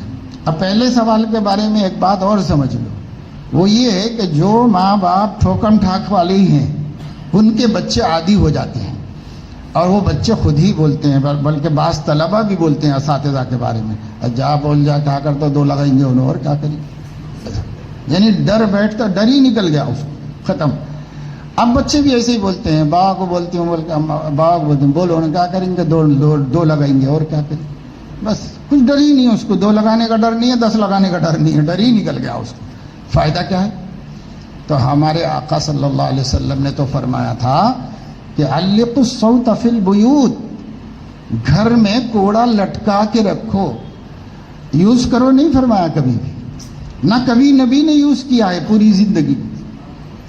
علقوا، لٹکاؤ، ایک جگہ چھڑی لٹکا کے رکھنا چاہیے، اور اب نکالوں گا چھڑی، بس اتنا ہی بولنا چاہیے، نکالنا نہیں چاہیے۔ کیا فائدہ ہے؟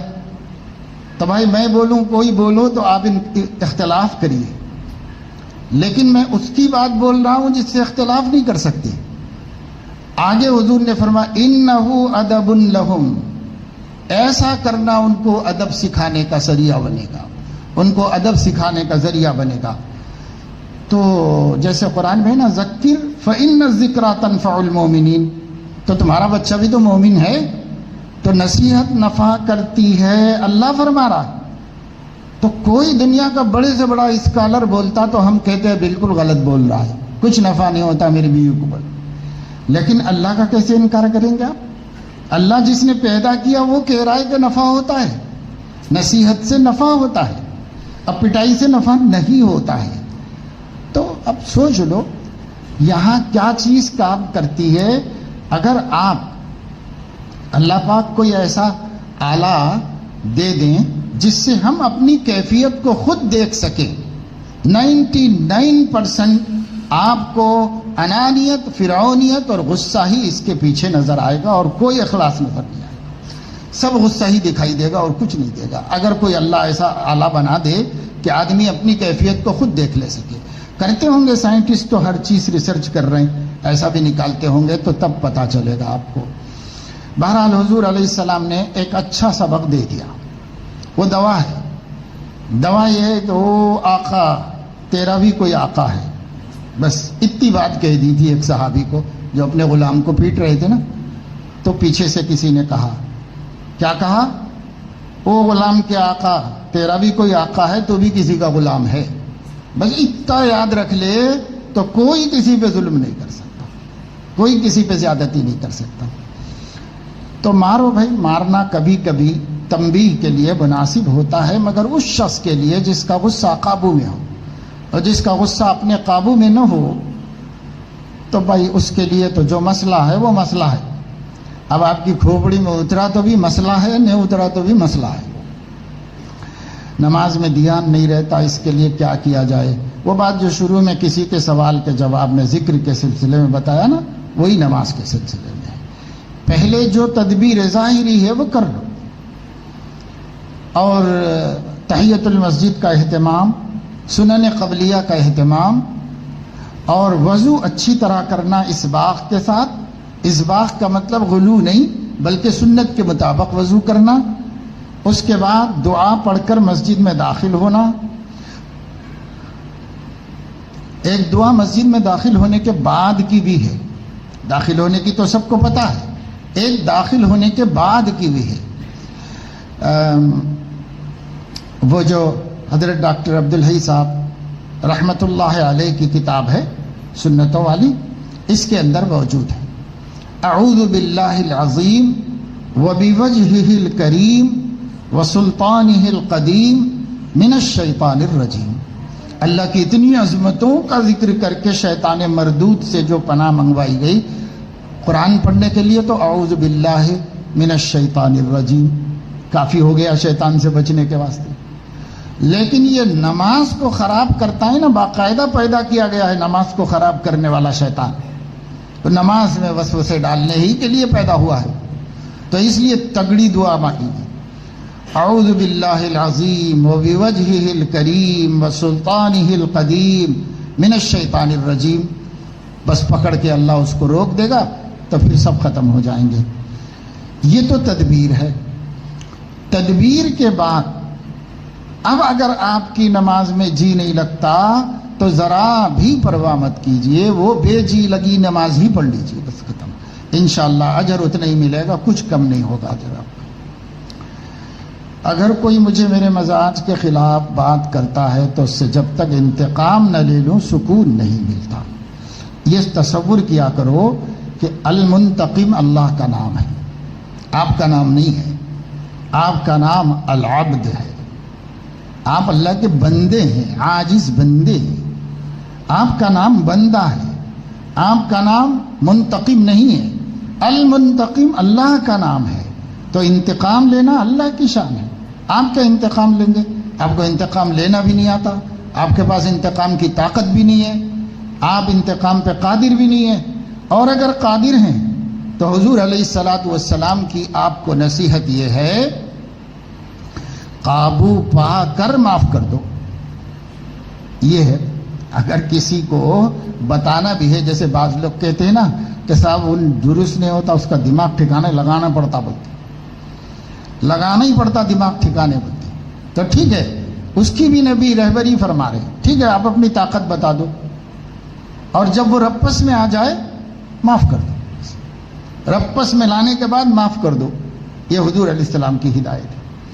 اور ویسے عافیت اس میں ہے کہ بھائی چھوڑو، اللہ کے حوالے کر دو، بس عافیت اس میں ہے۔ نہیں صاحب ایک صاحب کو بہت فرصت ہی ہے اور وہ سب کے مربی بننا ہی چاہتے ہیں، تو پہلے اس پہ قابو پالو، اور جب وہ ہاتھ جوڑنے لگے تو معاف کر دو اس کو، نہیں لو انتقام، معاف کر دو، درگزر کر دو اس کو۔ تو یہی اس کا طریقہ ہے۔ انتقام لے کے کیا کرو گے بھائی؟ آپ کو سوچنا چاہیے کہ اللہ تعالیٰ نے فرمایا انا من المجرمین منتقمون، اور ہم اللہ کے مجرم ہیں، بلا شبہ ہم اللہ کے مجرم ہیں۔ اللہ فرما رہے ہیں کہ ہم مجرموں سے انتقام لیں گے، تو اگر ان کو انتقام سے روکنا ہے تو آپ بھی تو اپنے مجرموں سے انتقام چھوڑ دو، درگزر کرو۔ بغض اور عداوت کی وجہ سے کسی سے انتقام مت لو۔ گناہوں سے کیسے باز آئیں؟ دل کو گناہ سے پاک کرنے کا وظیفہ یا ذکر بتا دیجئے۔ دل کو گناہ سے پاک کرنے کا وظیفہ ذکر تو نہیں، دعا ہے، اور دعا یہ ہے کہ اللہم طہر قلبی من النفاق وعملی من الریاء ولسانی من الکذب وعینی من الخیانہ فإنک تعلم خائنۃ الاعین وما تخفی الصدور اللہم انی اسألک الصحۃ والعفۃ والامانۃ وحسن الخلق والرضا بالقدر۔ یہ سب دل کی گندگیوں سے حضور علیہ السلام نے پناہ مانگی ہے، یہ پناہ مانگا کرو۔ اللہم آت نفسی تقواہا وزکیہا انت خیر من زکاہا انت ولیہا ومولاہا۔ یہ دعائیں پڑھو جو مسنون دعائیں ہیں قلب کی صفائی کے لیے، اور باقی کسی وظیفے اور عمل سے دل صاف ہو جائیں گا تو ہو بھی سکتا ہے اللہ کی قدرت سے، لیکن اللہ تعالیٰ اگر صاف نہیں ہوا تو یہ پوچھے گا کہ میں نے طریقہ بتایا تھا کہ نہیں بتایا تھا، تو نے خود کیوں نہیں کر لیا پاک؟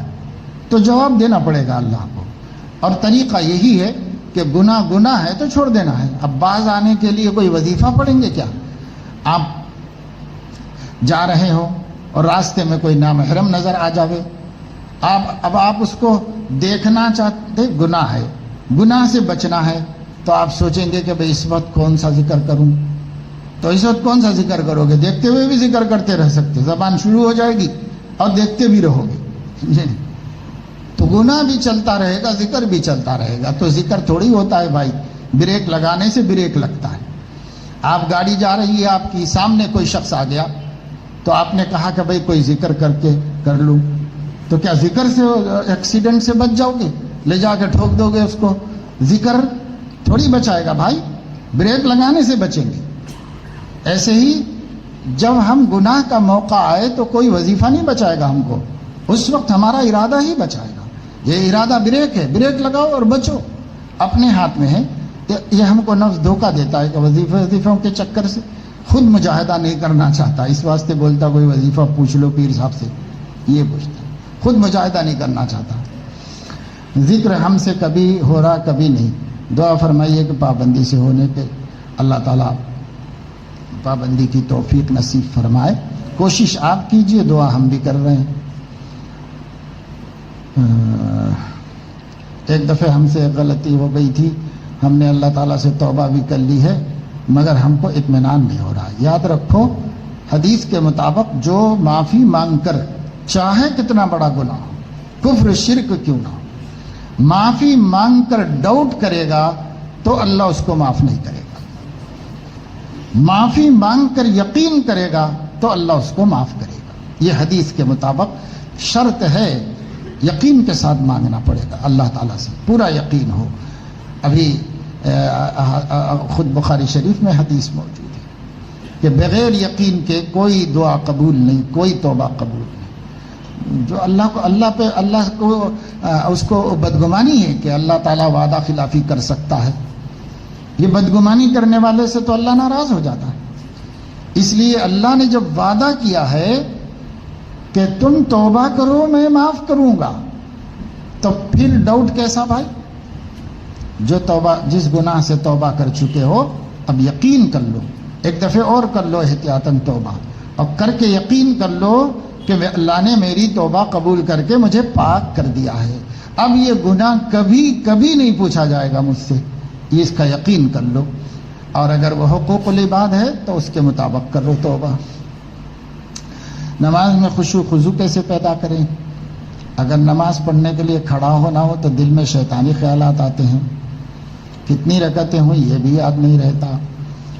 شیطانی خیالات سے تو ڈرنے کی ضرورت نہیں ہے، شیطانی خیالات خشوع کے خلاف بھی نہیں ہے۔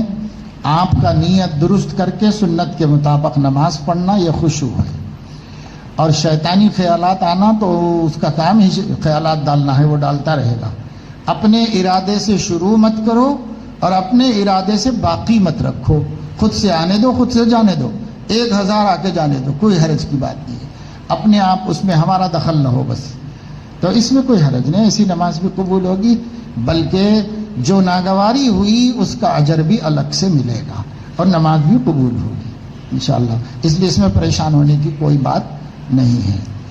اور یہ کہ رکعتیں یاد نہیں رہتی، اس کا مسئلہ کسی عالم سے اپنی بستی کے پوچھ لو، یا یہاں بھی علماء ہیں رہتے ہیں، اسے معلوم کر لو۔ امام ابو حنیفہ رحمۃ اللہ علیہ کے ہاں اس سلسلے میں تھوڑی تفصیل ہے، اس تفصیل کو سمجھ لو، ہر صورت میں الگ حکم ہے۔ اکثر فجر کی نماز نہیں ہو رہی ہے، نیند کا غلبہ زیادہ ہے، قرآن مجید کی تلاوت ہو رہی ہے مگر بہت کم، گناہ ہونے کے بعد توبہ کر لیتا ہوں، گناہ نہیں کروں گا، پھر کچھ دنوں کے بعد ہو جاتا ہے، خصوصی اصلاح خصوصی دعاؤں کا محتاج ہوں۔ دعا تو سب کے لیے ہی کہ اللہ تعالی ہم سب کو اپنے توبہ پر اور اپنے وعدے پر قائم رہنے کی توفیق عطا فرمائے، اور باقی آپ کوشش برابر جاری رکھیں۔ اصلاح یہی ہے کہ ہمت سے کام لیتے رہو، اور جو گناہ ہے وہ گناہ نہیں چھوٹ رہا ہے تو انفرادی طور پر رجوع کریں اپنے مصلح سے، اور ان کے سامنے اپنا مسئلہ رکھ لیں۔ یوں گناہ کون سا گناہ، ہر گناہ چھوڑنے کی ترتیب الگ ہے، طریقہ الگ ہے، ایسا نہیں ہے نا۔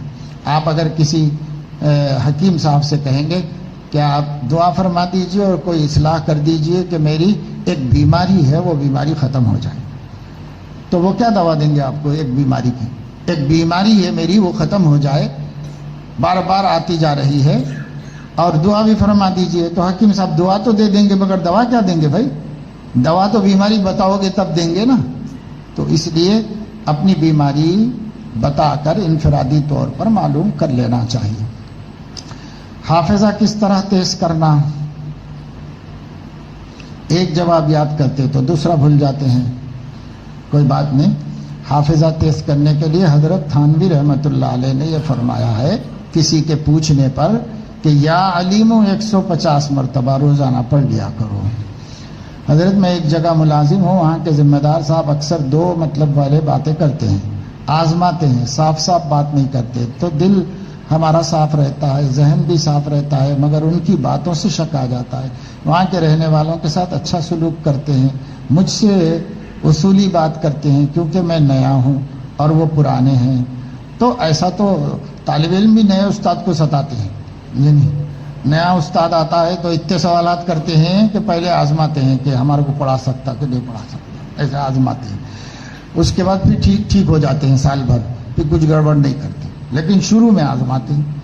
تو جب کہیں نیا آدمی جاتا ہے نا تو لوگ اگر ایسا کرتے ہوں، کرنا نہیں چاہیے کسی کو پریشان، مگر اگر کوئی کرتا ہو تو صبر کر لو، انشاءاللہ ایک دن اس کو سمجھ میں آ جائے گا کہ یہ بندہ سیدھا بندہ ہے، اس کو نہیں ستانا چاہیے، اس کو سمجھ میں آ جائے گا۔ صبر کرو اور دعا کرو۔ نفس کی ناجائز خواہش سے پریشان ہو، اکثر ایسا ہوتا ہے کہ گھر میں حلال ہے اور اچھا ہی ہے، مگر پھر بھی خیال عورتیں دیکھیں تو نفس للچاتا ہے، مائل ہوتا ہے، گھر میں بیوی ہے اس کی طرف مائل نہیں ہوتا، کوئی بات نہیں ہے۔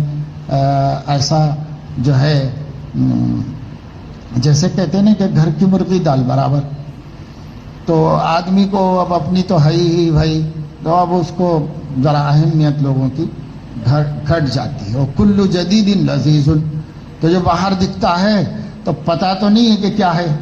ایک صاحب تھے ہمارے دوست کے دوست، انہوں نے ان سے کہا پیسہ بہت کما لیا، انگلینڈ جا کے باہر جا کے خوب پیسہ کمایا، مالدار آدمی ہو گئے، کاروبار کئی ملکوں میں جم گیا، ایسا ہو گیا ویسا ہو گیا. تو خیال ہوا کہ ایک اور شادی کرنا چاہیے. تو ہندوستان میں بھی تھا ان کا کاروبار، تو سوچا یہاں پر بھی ایک گھر کھول لیں. ایک تو ہے ہندوستانی بیوی وہاں پردیس میں وہ ساتھ رہتی ہے بال بچوں کے ساتھ، تو یہاں بھی جب آئیں گے تو اپنا ہی گھر رہے گا، حلال تو ہے، جائز تو ہے، شریعت میں کوئی بات نہیں. تو ایک کسی کے سامنے بات رکھی، انہوں نے کہا کہ ہاں ایک اچھا جوڑا مل سکتا ہے آپ کو، تیار ہے، ریڈی ہے. قاضی صاحب نے کسی کا طلاق نامہ کرایا تھا، اس کو ان سے لگا دیا.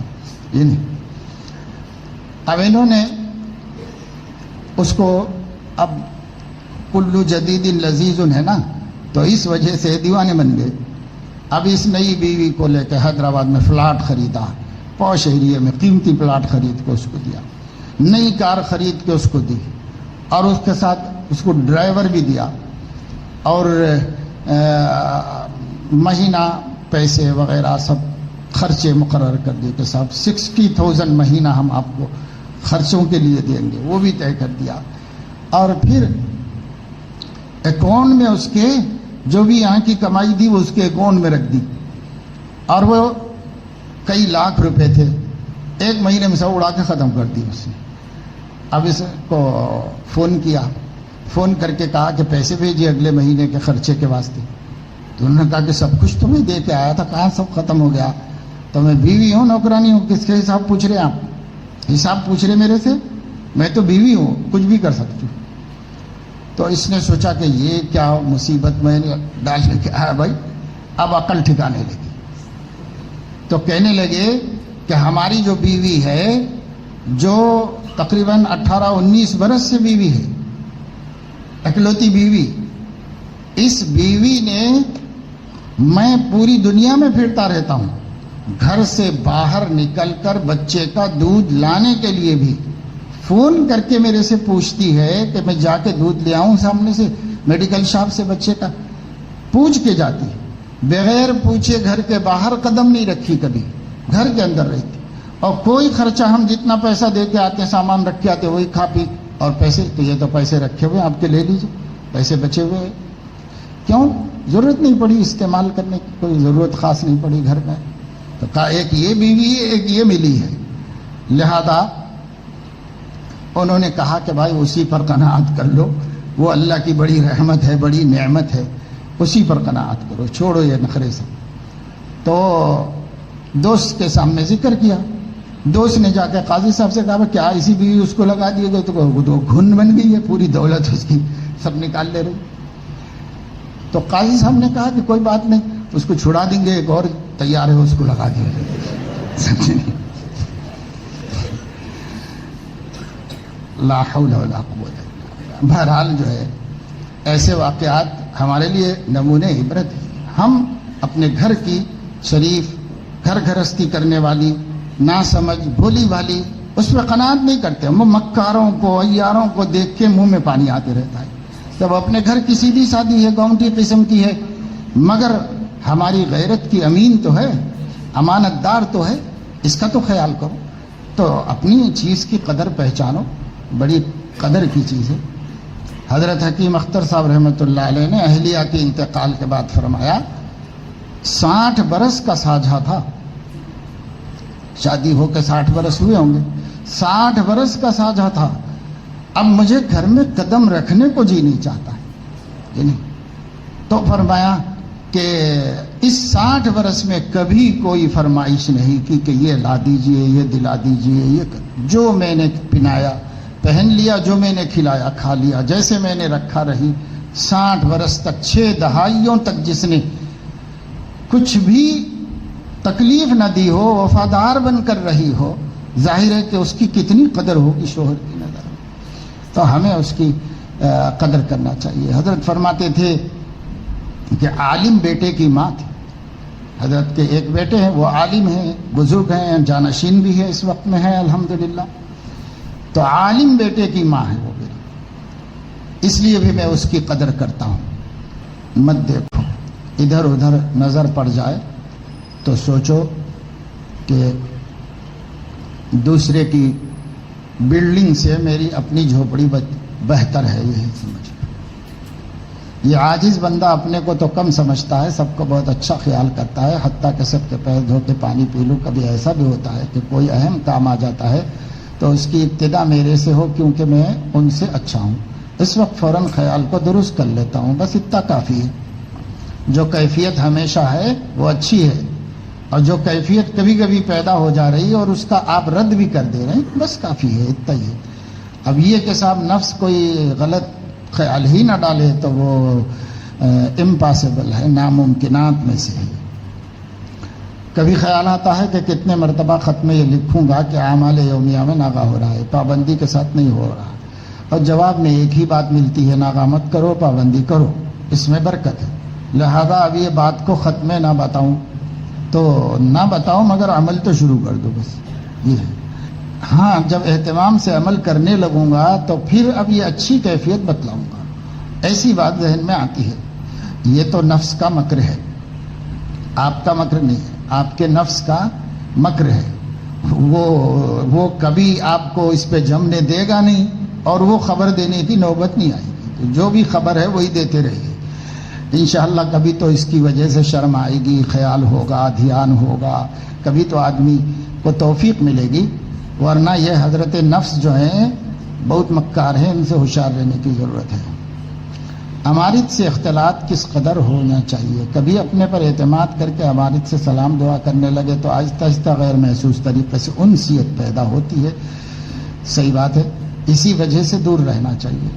ہمارے اکابر نے، بلکہ بڑے بڑے محدثین نے یہ بات بتائی ہے کہ دور رہنے میں عافیت ہے، اسی میں مصلحت ہے۔ اس لیے سلام کلام اگر اپنا کوئی رابطہ ہے تو کریں، گھر کے بچے ہیں، یہ ہیں، رشتہ دار ہیں، بس دور سے سلام کلام بس کافی ہے، اس سے زیادہ آگے نہ بڑھیں۔ ہر شخص کو اپنے نفس کے بارے میں خوب پتہ ہے، اس لیے ہر شخص اپنے اعتبار سے جتنا زیادہ اہتمام کر سکتا ہے کرے۔ بعض بزرگوں نے فرمایا عورت کے چہرے پر ایک شیطان ہوتا ہے تو امرت کے چہرے پر 10 شیطان ہوتے ہیں، اس لیے اور زیادہ احتیاط کی ضرورت ہے، کیونکہ عورت سے ملنے میں یا عورت سے بے تکلف کرنا شرافت کے خلاف ہے، عزت کے خلاف ہے، تہمت کا محل ہے، بہت تو بچ جاتے ہیں، سب لوگ اکثریت بچتی ہے اس، لیکن بچوں سے کیا، تو اس میں کچھ بھی دل میں نہیں آتا، نہ تہمت لگتی، نہ بدنامی ہوتی فی الحال شروع میں، تو اس وجہ سے زیادہ اندیشہ ہے خطرات میں مبتلا ہونے کا، اس وجہ سے لوگ ڈرتے تھے۔ اور حضرت امام احمد رحمۃ اللہ علیہ نے اپنے ایک شاگرد کو منع کر دیا کہ آئندہ سے تم اپنے بھتیجے کو ساتھ میں مت لاؤ، تو یہ نہیں کہا کہ اس بچے کو مت لاؤ، بلکہ یہ فرمایا کہ آئندہ سے ہمارے سامنے آگ کے انگارے مت لاؤ، یہ فرمایا۔ تو دھیان میں انہوں نے اس کو انگارہ ہی سمجھا تھا، یعنی انگارہ سمجھا تھا، اس وجہ سے بچتے تھے، ڈرتے تھے، احتیاط کرتے تھے۔ حضرت خواجہ صاحب رحمۃ اللہ علیہ نے کہا ہے کہ نہ دیکھ ان گل رخوں کو زینہار، زینہار مطلب ہرگز، گل رخ کہتے ہیں پھول جیسے چہرے، اس کو گل رخ کہتے ہیں، نہ دیکھ ان گل رخوں کو زینہار، پڑھ وقنا ربنا عذاب النار، بس یہ پڑھ لو۔ سورج گرہن چاند گرہن میں حاملہ عورت کو گھر میں ہی بولنا اور اس وقت کھانا نہیں کھاؤ بولنا، یہ کیسا ہے؟ اگر یہ کوئی تجربے کی بات ہے اور بطور علاج کے پرہیز کرتے ہیں تو کر سکتے ہیں، لیکن اگر یہ بد اعتقادی کی بات ہے تو مشرکانہ خیال ہے، اس سے احتراز کرنا چاہیے۔ 5 مہینے 7 مہینے کے سواسا وغیرہ بنانا، کپڑے پکانا، کھلانا، بانٹنا، سب بدعتیں ہیں، ان کو چھوڑ دینا چاہیے۔ ہدیہ ودیہ دے سکتے ہیں، عام طور سے دے سکتے ہیں، عام طریقے سے دینا چاہیے، لیکن وقت مقرر کر کے مخصوص رسمیں جو عورتوں میں چلتی ہیں، ولادت کے حوالے سے، شادی کے حوالے سے اور مختلف حوالوں سے، ان سب سے بچنا چاہیے۔ یہ بدعتیں ہیں، ظلمت پیدا ہوتی ہے خاندان میں، نورانیت ختم ہو جاتی ہے۔ فلسطین کے لیے کیا کر سکتے ہیں؟ اللہ سے مخلصانہ دعا کر سکتے ہیں، قنوت نازلہ پڑھ سکتے ہیں۔ فجر کی نماز کی ایک رکعت وقت میں ادا کی گئی، دوسری رکعت طلوع آفتاب کے بعد ادا کی گئی ہے، تو کیا نماز درست ہو جائے گی؟ ہمارے ہاں نہیں درست ہوتی فجر کی نماز۔ دل گناہوں کی طرف رغبت کرتا، اس سے بچنے کے لیے کوئی ذکر بتا دیجئے۔ رغبت تو کرے گا، دل رغبت کرنے کے واسطے ہی ہے، اور رغبت گناہ کی اللہ نے اس کے دل میں ڈالی، ہمارے دل میں اللہ نے فطرت میں رکھی، اس کا کام رغبت کرنا ہے۔ اب میں ایسی کیا دعا بتاؤں کہ وہ رغبت ہی ختم ہو جائے، یعنی فطرت ہی ختم ہو جائے؟ تو ایسا تو کچھ نہیں ہو سکتا، ایسا ممکن نہیں ہے۔ ہاں بھائی، ایک تیسری قسم ہے جس کو رغبت نہیں ہوتی، تو اب اس کو کیا کریں گے؟ اور وہ تو عیب ہے۔ ہم کیوں عیب دار رہیں؟ ہم با کمال ہیں الحمدللہ۔ اللہ نے مرد بنایا، اللہ نے عورت بنایا، کامل بنایا ہے، ہم ناقص نہیں ہیں۔ اور ایک تیسری قسم ہے جو ناقص ہے، وہ عیب کی وجہ سے اس کے دل میں رغبت نہیں پیدا ہوتی۔ تو ہم کمال کا کیوں انکار کرتے ہیں؟ کمال تو اچھی چیز ہے، اللہ نے ہمیں با کمال بنایا ہے نا۔ یہاں تک کہ حضرت عثمان بن مظعون رضی اللہ تعالیٰ عنہ نے حضور علیہ السلام سے درخواست کی تھی کہ آپ اجازت دے دیجئے کہ ہم خصی ہو جائیں، یعنی ایک ترتیب ہوتی ہے، اپنے عضو کو ضائع کر دیں گے تو اس کی وجہ سے شہوت ختم ہو جائے گی، تو ہم خصی ہو کر اللہ کے بس بندگی میں رہنا چاہتے ہیں، یہ جھمیلے ہی نہیں رکھنا چاہتے، آپ اجازت دیجئے۔ پہلے لوگ ایسا کرتے تھے، جاہل لوگ، اور جانوروں میں بھی کرتے ہیں۔ تو حضور علیہ السلام نے اجازت نہیں دی، انہی کی روایت ہے کہ میں نے پوچھا تھا جا کر کہ ہمیں اس کی اجازت دے دیجئے کہ ہم نامرد ہو جائیں، تو آپ نے اجازت نہیں دی اس کی، جس کا مطلب یہ ہے کہ نامرد ہو کے نیک بننا کا کیا کمال ہے؟ کچھ بھی ثواب نہیں ملے گا۔ مرد رہ کر گناہوں سے بچو، تب جا کر کے اجر ملے گا، ثواب ملے گا، ایسے کیا فائدہ ہوگا؟ تو اس لیے ایسا کچھ نہیں ہوتا ہے کہ ہم کو رغبت ہی نہ ہو، ایسا نہ ہو۔ ایک دفعہ ہردوئی تشریف لائے ہوئے تھے حضرت حکیم اختر صاحب رحمۃ اللہ علیہ، تو حضرت ہردوئی کے ایک مرید تھے، شاعر بھی تھے، بعد میں خلیفہ بھی ہوئے حضرت کے، اب تو نہیں رہے، انتقال کر گئے، رفیق بالگرامی صاحب، بڑے اچھے شاعر تھے اور پڑھتے بھی بہت اچھا تھے۔ تو حضرت حکیم صاحب نے مجلس چل رہی تھی تو کہا کہ رفیق صاحب ہماری نظم، ہماری جو غزل ہے وہ پڑھیے، آپ کے انداز میں، آپ کی آواز میں پڑھیے۔ تو رفیق صاحب جو ہے ان کی ڈائری میں لکھی ہوئی تھی، وہ لے کے حضرت حکیم صاحب کی غزل پڑھنا شروع کی۔ تو پہلا شعر ہی غلط پڑھ دیا ہوں، سمجھے نہیں؟ نہ گل رخوں سے مجھے رغبت، نہ ان کے رنگ سے، یہ شعر پہلا شعر تھا۔ حضرت کا جو مصرع تھا، نہ گل رخوں سے مجھے مطلب، نہ گل رخوں سے مجھ کو مطلب، نہ ان کے رنگ و بو سے، کسی اور ہی سمت کو ہے میری زندگی کا دھارا۔ یہ حضرت کا شعر تھا، پہلا شعر۔ تو مطلب نہیں، مطلب نہ ہونا انجان مارنے کو کہتے ہیں، اور رغبت نہ ہونا وہ عیب ہے کہ انسان میں اچھی چیز کی رغبت نہیں ہے تو وہ گڑبڑ ہے کچھ۔ جب اس کو حسن سے اور حسین سے رغبت ہی نہ ہو تو گڑبڑ ہے، پورا مرد نہیں محسوس ہوتا ہے، اس لیے کچھ گڑبڑ ہوتی ہے۔ اس لیے رغبت تو ہونا فطرت ہے، رغبت تو ہے۔ حضرت بڑے عالم تھے اور بڑے ادیب تھے اردو کے، تو انہوں نے وہ لفظ نہیں کہا، انہوں نے یہ بتانے کے لیے کہ بھائی دنیا کے حسینوں سے ہم بالکل انجان مار کے ہم نے اپنا تعلق کسی اور طرف کر لیا ہے، وہ اللہ ہی کی چوکھٹ سے اللہ ہی کی طرف متوجہ ہیں، یہ کہنا چاہ رہے تھے۔ تو نہ گل رخوں سے مجھ کو مطلب، نہ گلوں کے رنگ و بو سے، کسی اور ہی سمت کو ہے میری زندگی کا دھارا۔ تو رفیق صاحب نے پڑھا نہ گل رخوں سے مجھ کو رغبت، تو حضرت نے فوراً ٹوکا، ہاں کیا کہا؟ کیا اہل اللہ نامرد ہوتے ہیں؟ کیا کہا تم نے؟ پھر یاد دلایا، ارے رغبت تو ہے، مطلب نہیں ہے، ہم جان بوجھ کے انجان بنتے ہیں، ہم جان بوجھ کے ان کو چھوڑے ہوئے. رغبت کیوں نہیں ہے؟ رغبت تو کمال ہے انسانیت کی، وہ کیوں آپ ہمارے اوپر کیوں تہمت لگا رہے؟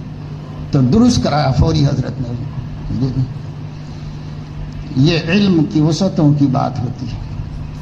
جواہر سعادت یہاں ملے گی کیا؟ تو مولانا نصیر صاحب سے پوچھ لیجئے، ملے گی تو مل جائے گی. ہمارے بھائی تبلیغی ہیں، وہ کثرت سے جماعتوں میں جاتے ہیں. وہ کہتے ہیں والدہ محترمہ اور بہن کو بھی جماعت میں چلنا چاہیے. کیا ہم اپنی ماؤں بہنوں کو جماعت میں لے جا سکتے ہیں؟ آپ سے جب کہیں تو اپنے بارے میں پوچھ لیجئے. اگر وہ اپنی والدہ کو اپنی بہنوں کو کہتے ہیں اور وہ لوگ راضی ہو جاتے ہیں تو وہ جانے ان کا عمل.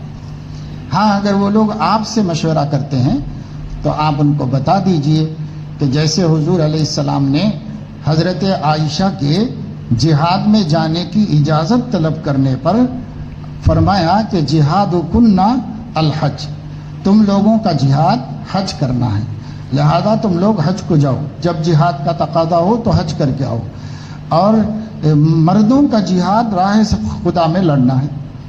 تو جیسے حضور علیہ السلام نے متبادل دیا ہے عورتوں کو ان کے مزاج، ان کی تقاضے اور ان کی ضرورتوں کے اعتبار سے، ایسے ہی دعوت و تبلیغ میں بھی عورتوں کے لیے اپنا دین سیکھنے اور دینی ماحول بنانے کے متبادلات موجود ہیں. اس لیے اس زمانے میں اگر وہ اس کام کے بھی نیت سے ادھر ادھر جایا کریں تو فائدہ کچھ بھی نہیں ہے. دو عورتیں جہاں جمع ہوتی ہیں وہ غیر ضروری بکواس باتوں کے علاوہ کچھ نہیں ہوتا. ہمارے حضرت حکیم الامت رحمۃ اللہ علیہ نے تو یہاں تک فرمایا، تبلیغ کے حوالے سے نہیں، ایک عام بات بیان فرمائی کہ میرے نزدیک عورتوں کا دینی نقطۂ نظر سے جمع ہونا بھی فتنے سے خالی نہیں. اور اب تو ہم سبھی سے کہہ بھی رہے ہیں علماء سے کہ بھائی عورتوں کے بڑے بڑے اجتماعات مت کرو، گلی گلی اجتماعات کا نظام بناؤ. چھوٹے چھوٹے اجتماع گلی میں چند عورتوں کو جمع کرو اور تھوڑی دیر اچھا سا بیان آدھا گھنٹہ تمام ضروری عنوانات پر احتیاط کے ساتھ کرو. پھر دوسری گلی میں، پھر تیسری گلی میں، یہ پوری عورتوں کو فنکشن ہال میں جمع کرو یا کہیں بھی جمع کرو. ایک حرف بھی نہیں سنتی ہیں، ایک کوئی بات نہیں سنتی، صرف خود ہی بولتی رہتی ہے. اس لیے کوئی فائدہ ہی نہیں ان لوگوں کے جلسے کرنے کا، کوئی فائدہ نہیں.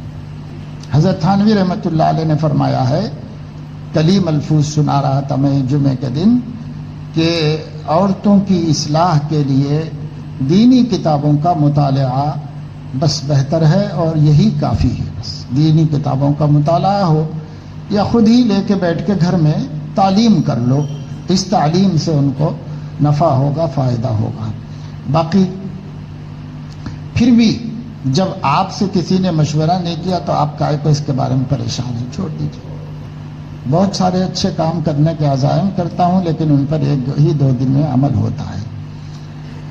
بس سلسلہ جاری رکھو، ہمت جاری رکھو، انشاءاللہ اللہ تعالیٰ کامیاب کرے گا.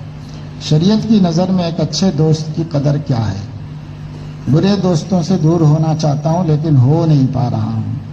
اب وہ ہونا چاہتا کس کو کہتے ہیں اور ہو نہیں پا رہا کس کو کہتے ہیں، تو یہ تو ہماری سمجھ میں نہیں آیا. اگر وہی دوست جو ہے اگر آپ کے 1,00,000 روپے ڈبا دے تو پھر آپ خود بخود اس سے ترک تعلق کر لیں گے، صورت بھی نہیں دیکھنا چاہیں گے اس کی. آپ یعنی اسرائیل، فلسطین اور مذہب کس طرح علاقائی تنازعات کو غیر حل شدہ بنا سکتا ہے؟ کیا مسلمانوں پر اپنی زندگی میں مسجد اقصیٰ کا دورہ کرنا لازمی ہے جس طرح ہم مکہ اور مدینہ جاتے ہیں؟ آپ اس تنازع کو ختم کرنے کا کیا حل ہے پیش فرمائیں. اس تنازع کا حل کچھ بھی نہیں ہے. اس تنازع کا حل جو ہے جن لوگوں کے ہاتھ میں ہے وہ کرنا نہیں چاہتے ہیں کیونکہ ان کی شخصی مصلحتوں، ملکی مصلحتوں، سیاسی مصلحتوں کے خلاف ہے، اس لیے وہ کرنا نہیں چاہتے. اگر بقول حضرت مولانا تقی عثمانی صاحب دامت برکاتہم کے کہ ان کی جو سارے عالم میں وائرل ہوئی تقریر، اس میں انہوں نے صاف کہا کہ صرف عرب کے خطے اپنے سورسز یوز کر لیں تو ناکوں نے چنے چبوا سکتے ہیں ان کو جو اس وقت ظلم کر رہے ہیں درندوں کی طرح، اور ان کو گھٹنوں میں جھکا سکتے ہیں اگر صرف. لیکن اتنا سب ہونے کے باوجود سعودیہ عربیہ سے اسرائیل کو تیل برابر جا رہا ہے. روزانہ بکری ہو رہی ہے اور ان کے پاس جا رہا ہے اور وہ پہنچا رہے ہیں، کیونکہ ان کو اپنے تیل بیچنے سے مطلب ہے، کس کو بیچ رہے ہیں اس سے کوئی ان کو مطلب نہیں ہے، وہ کسی کو بیچ رہے ہوں گے بھائی ہم کو اس سے مطلب نہیں۔ ایک طرف بیان دے رہے ہیں کہ جنگ بندی ہونی چاہیے، ایک طرف جنگ نہیں بند کرنے والوں کو دولت سے سرفراز کر رہے ہیں۔ تو یہ ایسا ہی نفاق ہے جیسا کہ بائیڈن کا ہے کہ وہ ایک طرف کہتا ہے کہ ظلم نہ کرو، کم سے کم نقصان ہونا چاہیے، یعنی بم اتنے دے رہا ہے، میزائلز اتنے دے رہا ہے کہ پورا غزہ مٹ جائے، اور دیتے ہوئے یہ نصیحت کر رہا ہے کہ کم سے کم شہریوں کا نقصان کرو۔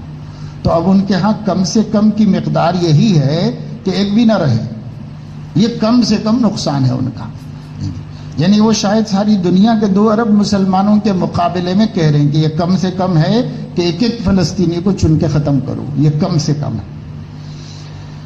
تو بھائی دنیا میں سب کچھ نظر آ رہا ہے، دنیا سب کچھ دیکھ رہی ہے، لیکن یہ ہے کہ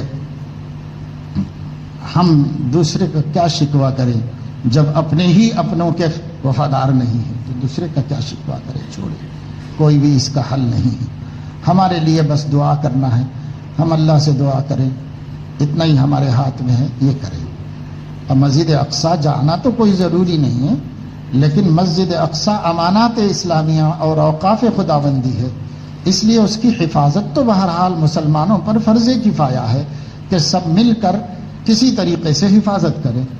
کوئی نہیں کر رہا ہے تو جو ان سے سب سے قریب میں ہے ان کے اوپر فرض عین ہے، تو وہ اپنا کام کر رہے ہیں۔ اب بازو والوں پر فرض کفایہ ہے تو بازو والوں کو مدد کرنا چاہیے، پھر ان کے بعد والوں کو الاقرب فالاقرب پر لازم ہوتی چلی جائے گی مدد، یہ قاعدہ ہے۔ لیکن اس قاعدے کو کون عمل کرنا چاہتا ہے؟ پڑھائی میں دل نہیں لگ رہا، کتنا کی وقت ضائع ہو رہا ہے۔ شک پیدا ہونے کے لیے اصلاح فرما دیجیے۔ پہلے بھی کسی نے پوچھا تو میں نے بتایا پہلے یہ طے کرو کہ یہ کام کیا ہے، کام کی اہمیت سمجھ میں آئے گی تو خود جی لگے گا، خود محنت، جی نہیں لگے گا تب بھی محنت کرے گا کہ کام اہم ہے، کرنا ہی کرنا ہے۔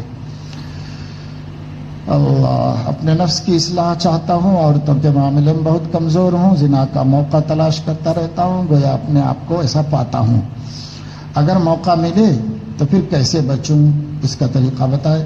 موقع ہی مت تلاش کرو، کیونکہ اللہ تعالیٰ نے زنا نہیں کرنے کے لیے نہیں فرمایا، زنا کے قریب پھٹکنے سے منع فرما دیا ہے۔ لا تقربوا الزنا انه كان فاحشا لا تقربوا الفواحش ما ظهر منها وما بطن۔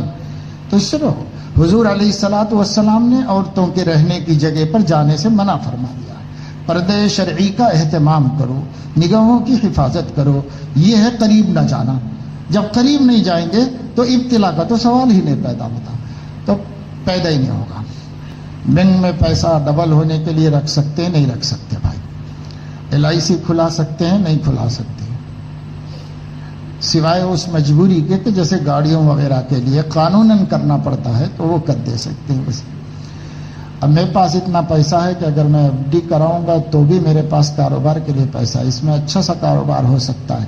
والدین کو منع کرتے رہتا ہوں کہ FD کرنا جائز نہیں ہے، پھر بھی وہ اسی میں رکھتے ہیں، تو وہ لوگ کرتے ہیں تو آپ کو گناہ نہیں ہوگا، آپ مت کریے۔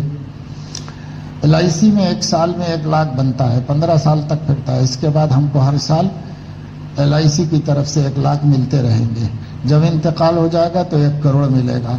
ایسا LIC کا پیکج ہے، ابھی تک 2 قسط بھر چکا ہوں، ہر سال بھر سکتا ہوں الحمدللہ۔ الحمدللہ تو آپ کی آمدنی پر آپ کہہ سکتے ہیں، لیکن یہ حرکتوں پہ نہیں کہہ سکتے۔ اگر پھرنے کے دوران انتقال ہو جائے تو گھر والوں کو 30 لاکھ تک ملیں گے، یہ کر سکتے ہیں یا نہیں؟ یہ سب جو ہے لائف انشورنس ہے، لائف کی کوئی ضمانت نہیں لے سکتا، اس وجہ سے شریعت اس کو منع کرتی ہے۔ باقی پراپرٹی کے انشورنس کے لیے قانونی ضرورت سے اور تحفظ کی ضرورت سے فقہا نے اس دور میں اجازت دی ہے، لیکن لائف انشورنس کوئی چیز نہیں ہے۔ کون کس کی زندگی کا ضامن بن رہا ہے؟ ایک مدرسے میں دفتری امور کا ذمہ دار ہوں، طلبہ فیس جمع کراتے ہیں، نقد رقم بھی آن لائن بھی کبھی ماہانہ حساب دینے کے بعد بھی رقم زائد معلوم ہوتی ہے، بذا میں خود خیال کر کے اس میں اپنا خرچ بھی کرتا ہوں، اس میں بہت بے اعتدالی ہو رہی ہے۔ نہیں، اپنا کھاتا بالکل الگ رکھو، ذاتی بالکل الگ رکھو۔ ایک مرتبہ ہم ایک پوسٹ آفس میں گئے تھے، بہت پرانی بات ہے، تو وہ صاحب جو ہیں پریشان تھے، پوسٹ ماسٹر صاحب۔ خیر بعد میں تو معلوم ہوا کہ وہ قادیانی ہیں، تو خیر ان سے پناہ مانگی، اللہ سے کو چھوڑا، لیکن شروع میں نہیں معلوم تھا، مسلمان سمجھتے تھے ان کو۔ تو ایک دن بہت پریشان تھی، اکیلے ہی تھے بیٹھے ہوئے، پریشان تھی۔ تو پوچھنے پر کہنے لگے کہ وہ میرے غلے میں جو ہے وہ 10 روپے یا 5 روپے جو بھی اس زمانے میں، پرانی بات ہے، زیادہ ہیں۔ اگر انسپیکشن کرنے والا آ جائے گا تو یہ زیادہ ہونے پر بھی میں مجرم قرار پاؤں گا، اور کم ہو تو بھی مجرم قرار پاؤں گا۔ تو یہ قانون ہے حکومت کا بھی کہ جس کے پاس حکومت کی امانت ہے وہ اس کے غلے میں زیادہ بھی نہیں رہنا چاہیے، کم بھی نہیں رہنا چاہیے، رجسٹر کے مطابق رہنا چاہیے۔ تو آپ کے پاس جو کسی ادارے کی امانت ہے، رسید کے مطابق آپ کے غلے میں نہ اس میں اضافہ رہے نہ اس میں سے کم ہو، کیونکہ وہ رقم اسی طرح رکھ دیجئے، آپ اس کو ہاتھ بھی مت لگائیے، اسے اپنے مال میں ملائیے بھی مت، وہیں رکھ دیجئے، وہیں رہے گی تو نہ بڑھے گی نہ گھٹے گی، جتنی رسیدیں اتنا ہی پیسہ آپ کے پاس رہے گا۔ اور اپنا پیسہ الگ رکھو، اس کا غلہ الگ رکھو، یا اپنی پاکٹ میں رکھو، جیب میں رکھو، اور وہ پیسہ اسی غلے میں رکھو جہاں امانت اس کو رکھنا ہے۔ تو تھوڑے اہتمام سے اس خیانت سے بچ جائیں گے، ورنہ اب آپ کے پاس زیادہ کیسا ہو گیا بھائی، وہ پیسہ ہو سکتا ہے کسی کو چلر واپس کرنے میں، دینے میں، لینے میں آپ کا پیسہ گیا تھا ہوگا اور اس میں بڑھ کے آ رہا ہوگا، تو اسی وقت حساب بھی صحیح کر لینا چاہیے۔ کسی اور سے اور لے کے آئیے نوٹ توڑا کے، اور اپنے غلے کو برابر کر کے باقی آپ کا آپ لے لیجیے پیسے۔ لیکن اگر ایسا ہوگا پھر جب یہ معلوم نہیں ہو سکے گا کہ میرا ہے کہ کس کا ہے، تو پھر اس صورت میں تو آپ کے لیے جائز نہیں، آپ اس کو صدقہ کر دیجئے، کیا پتا ہے کہ کس کا ہوگا، تو اس کو صدقہ کر دیجئے، بس ختم۔ وسوسوں کا جواب دے چکا ہوں، سنت کے مطابق پڑھنے کے بعد بے فکر ہو جاؤ، وسوسوں کے ساتھ بھی قبول ہو جائے گی نماز۔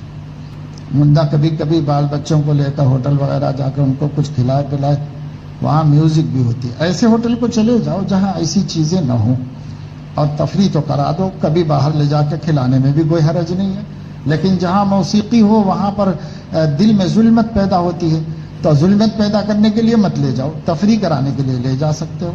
اس کی ایک آسان صورت بھی یہی ہے کہ بھائی گھر میں کچھ اچھا سا بنا لو، پکا لو، کسی جنگل میں چلے جاؤ، وہاں جا کے کھا لو، کسی کھیت والے سے بولو کہ اجازت دیجئے یہاں جھاڑ کے نیچے ہم لوگ کھا پی کے چلے جاتے ہیں، اجازت دے دے گا، کھا پی لو، کچھ کر لو۔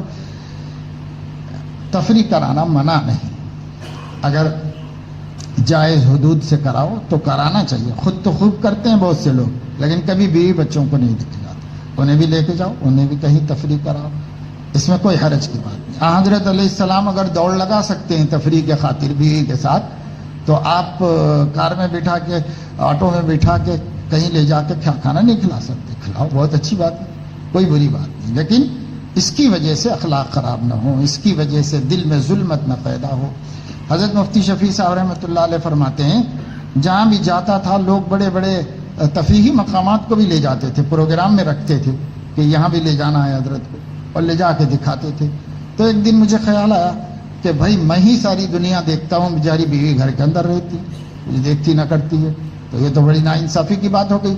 تو ایک دن تیار کر کے، کراچی میں کوئی پارک ہے سمندر کے کنارے، تو حضرت نے کہا میں آپ کو سمندر کے کنارے لے جا کے سمندر دکھا کے لاتا ہوں، آپ بھی تیار ہو جائیے۔ ان کو تیار کر کے لے کے گئے، تو حضرت فرماتے ہیں کہ پھر کچھ دنوں کے بعد میں نے کہا کہ چلیں گے آپ وہیں فلاں جگہ جا کے آئیں گے تھوڑی دیر کے لیے، تو انہوں نے کہا کہ وہ تفریحات سب آپ کو مبارک آپ ہی کیا کیجئے، میں یہیں تفریح میں ہوں، بہت مزے میں ہوں گھر کے اندر۔ تو چونکہ وہ اپنے اسی مزاج کی تھی اس لیے انہوں نے نہیں، لیکن آپ کی بیوی تقاضا کرتی ہے تو جائز تو کرو بھائی۔ حضرت حکیم اختر صاحب رحمۃ اللہ علیہ فرماتے ہیں کہ اگر وہ ٹی وی مانگتی ہے تو اس سے بولو کہ میں ٹی وی تو نہیں دلاؤں گا لیکن اتنے پیسے دے دوں گا، اس سے کوئی جائز چیز لے لو، کوئی صوفہ خرید لو، قالین خرید لو، زیور خرید لو، پیسے دوں گا. یہ نہیں کہ صاحب ٹی وی نہیں دلانے کے بہانے اس کی کوئی خواہش ہی پوری نہ کرو، تو یہ نہیں. تو حضرت نے فرمایا کہ بھائی جب گنجائش ہے تو گناہ کا تقاضا تو پورا نہ کرو، جائز تقاضا پورا کرو تاکہ قابو میں رہے، زیادہ باغی نہ بنے. اعمال صالحہ اور دنیاوی ضرورت کو کیسے سمجھا جائے؟ یہ مولانا نصیر صاحب یہاں پر ہیں، یہ صاحب ان سے مل کر کے اپنا سوال سمجھائیے، پھر وہ جواب سمجھا دیں گے انشاءاللہ. میں ایک مدرسے کا ملازم ہوں، 4 ماہ سے تنخواہ نہیں مل رہی ہے مدرسے کے حالات کی وجہ سے، اور میرے حالات کی وجہ سے قرضہ لینا چاہتا ہوں تو بغیر سود کے قرضہ نہیں مل رہا ہے. تو کیا سود پر قرضہ لینا جائز ہے؟ کوئی صورت نہ ہو اور گھر بھی نہ چل سک رہا ہو تو یہ مستر ہے، اور مستر کے لیے سودی قرضہ لینے کی گنجائش ہو سکتی. اب وہ 4 مہینے سے بھی مدرسہ تنخواہ نہیں دے سکتا تو وہیں کام کرنے کی کیا ضرورت ہے بھائی؟ آپ چھوڑ دیجئے، کوئی جائز مزدوری محنت شروع کر دیجئے، کسی کام میں لگ جائیے، وہاں چھوڑ دیجئے. نامحرم بہنوں سے لوگوں سے کیسا پردہ کریں؟ جب ہم پردہ کرنا چاہتے ہیں تو وہ کہتے ہیں کہ تو ہمارے سامنے بڑھ کر پلا بڑا. یہ تو سب ہوتا ہی رہتا ہے بھائی. اتنا کر لو کہ اب طے کر لو کہ مجھے دیکھنا نہیں ہے، بس اپنی نگاہیں نیچی رکھو. یغضوا من ابصارہم پر فی الحال عمل کرو. جب بڑے ہو جائیں گے اپنا ماحول ایسا بنا لو. جب تک بچے ہیں، چھوٹے ہیں، اپنے بڑوں کے سامنے خود عمل کر لو بس. سبحانک اللہم و بحمدک.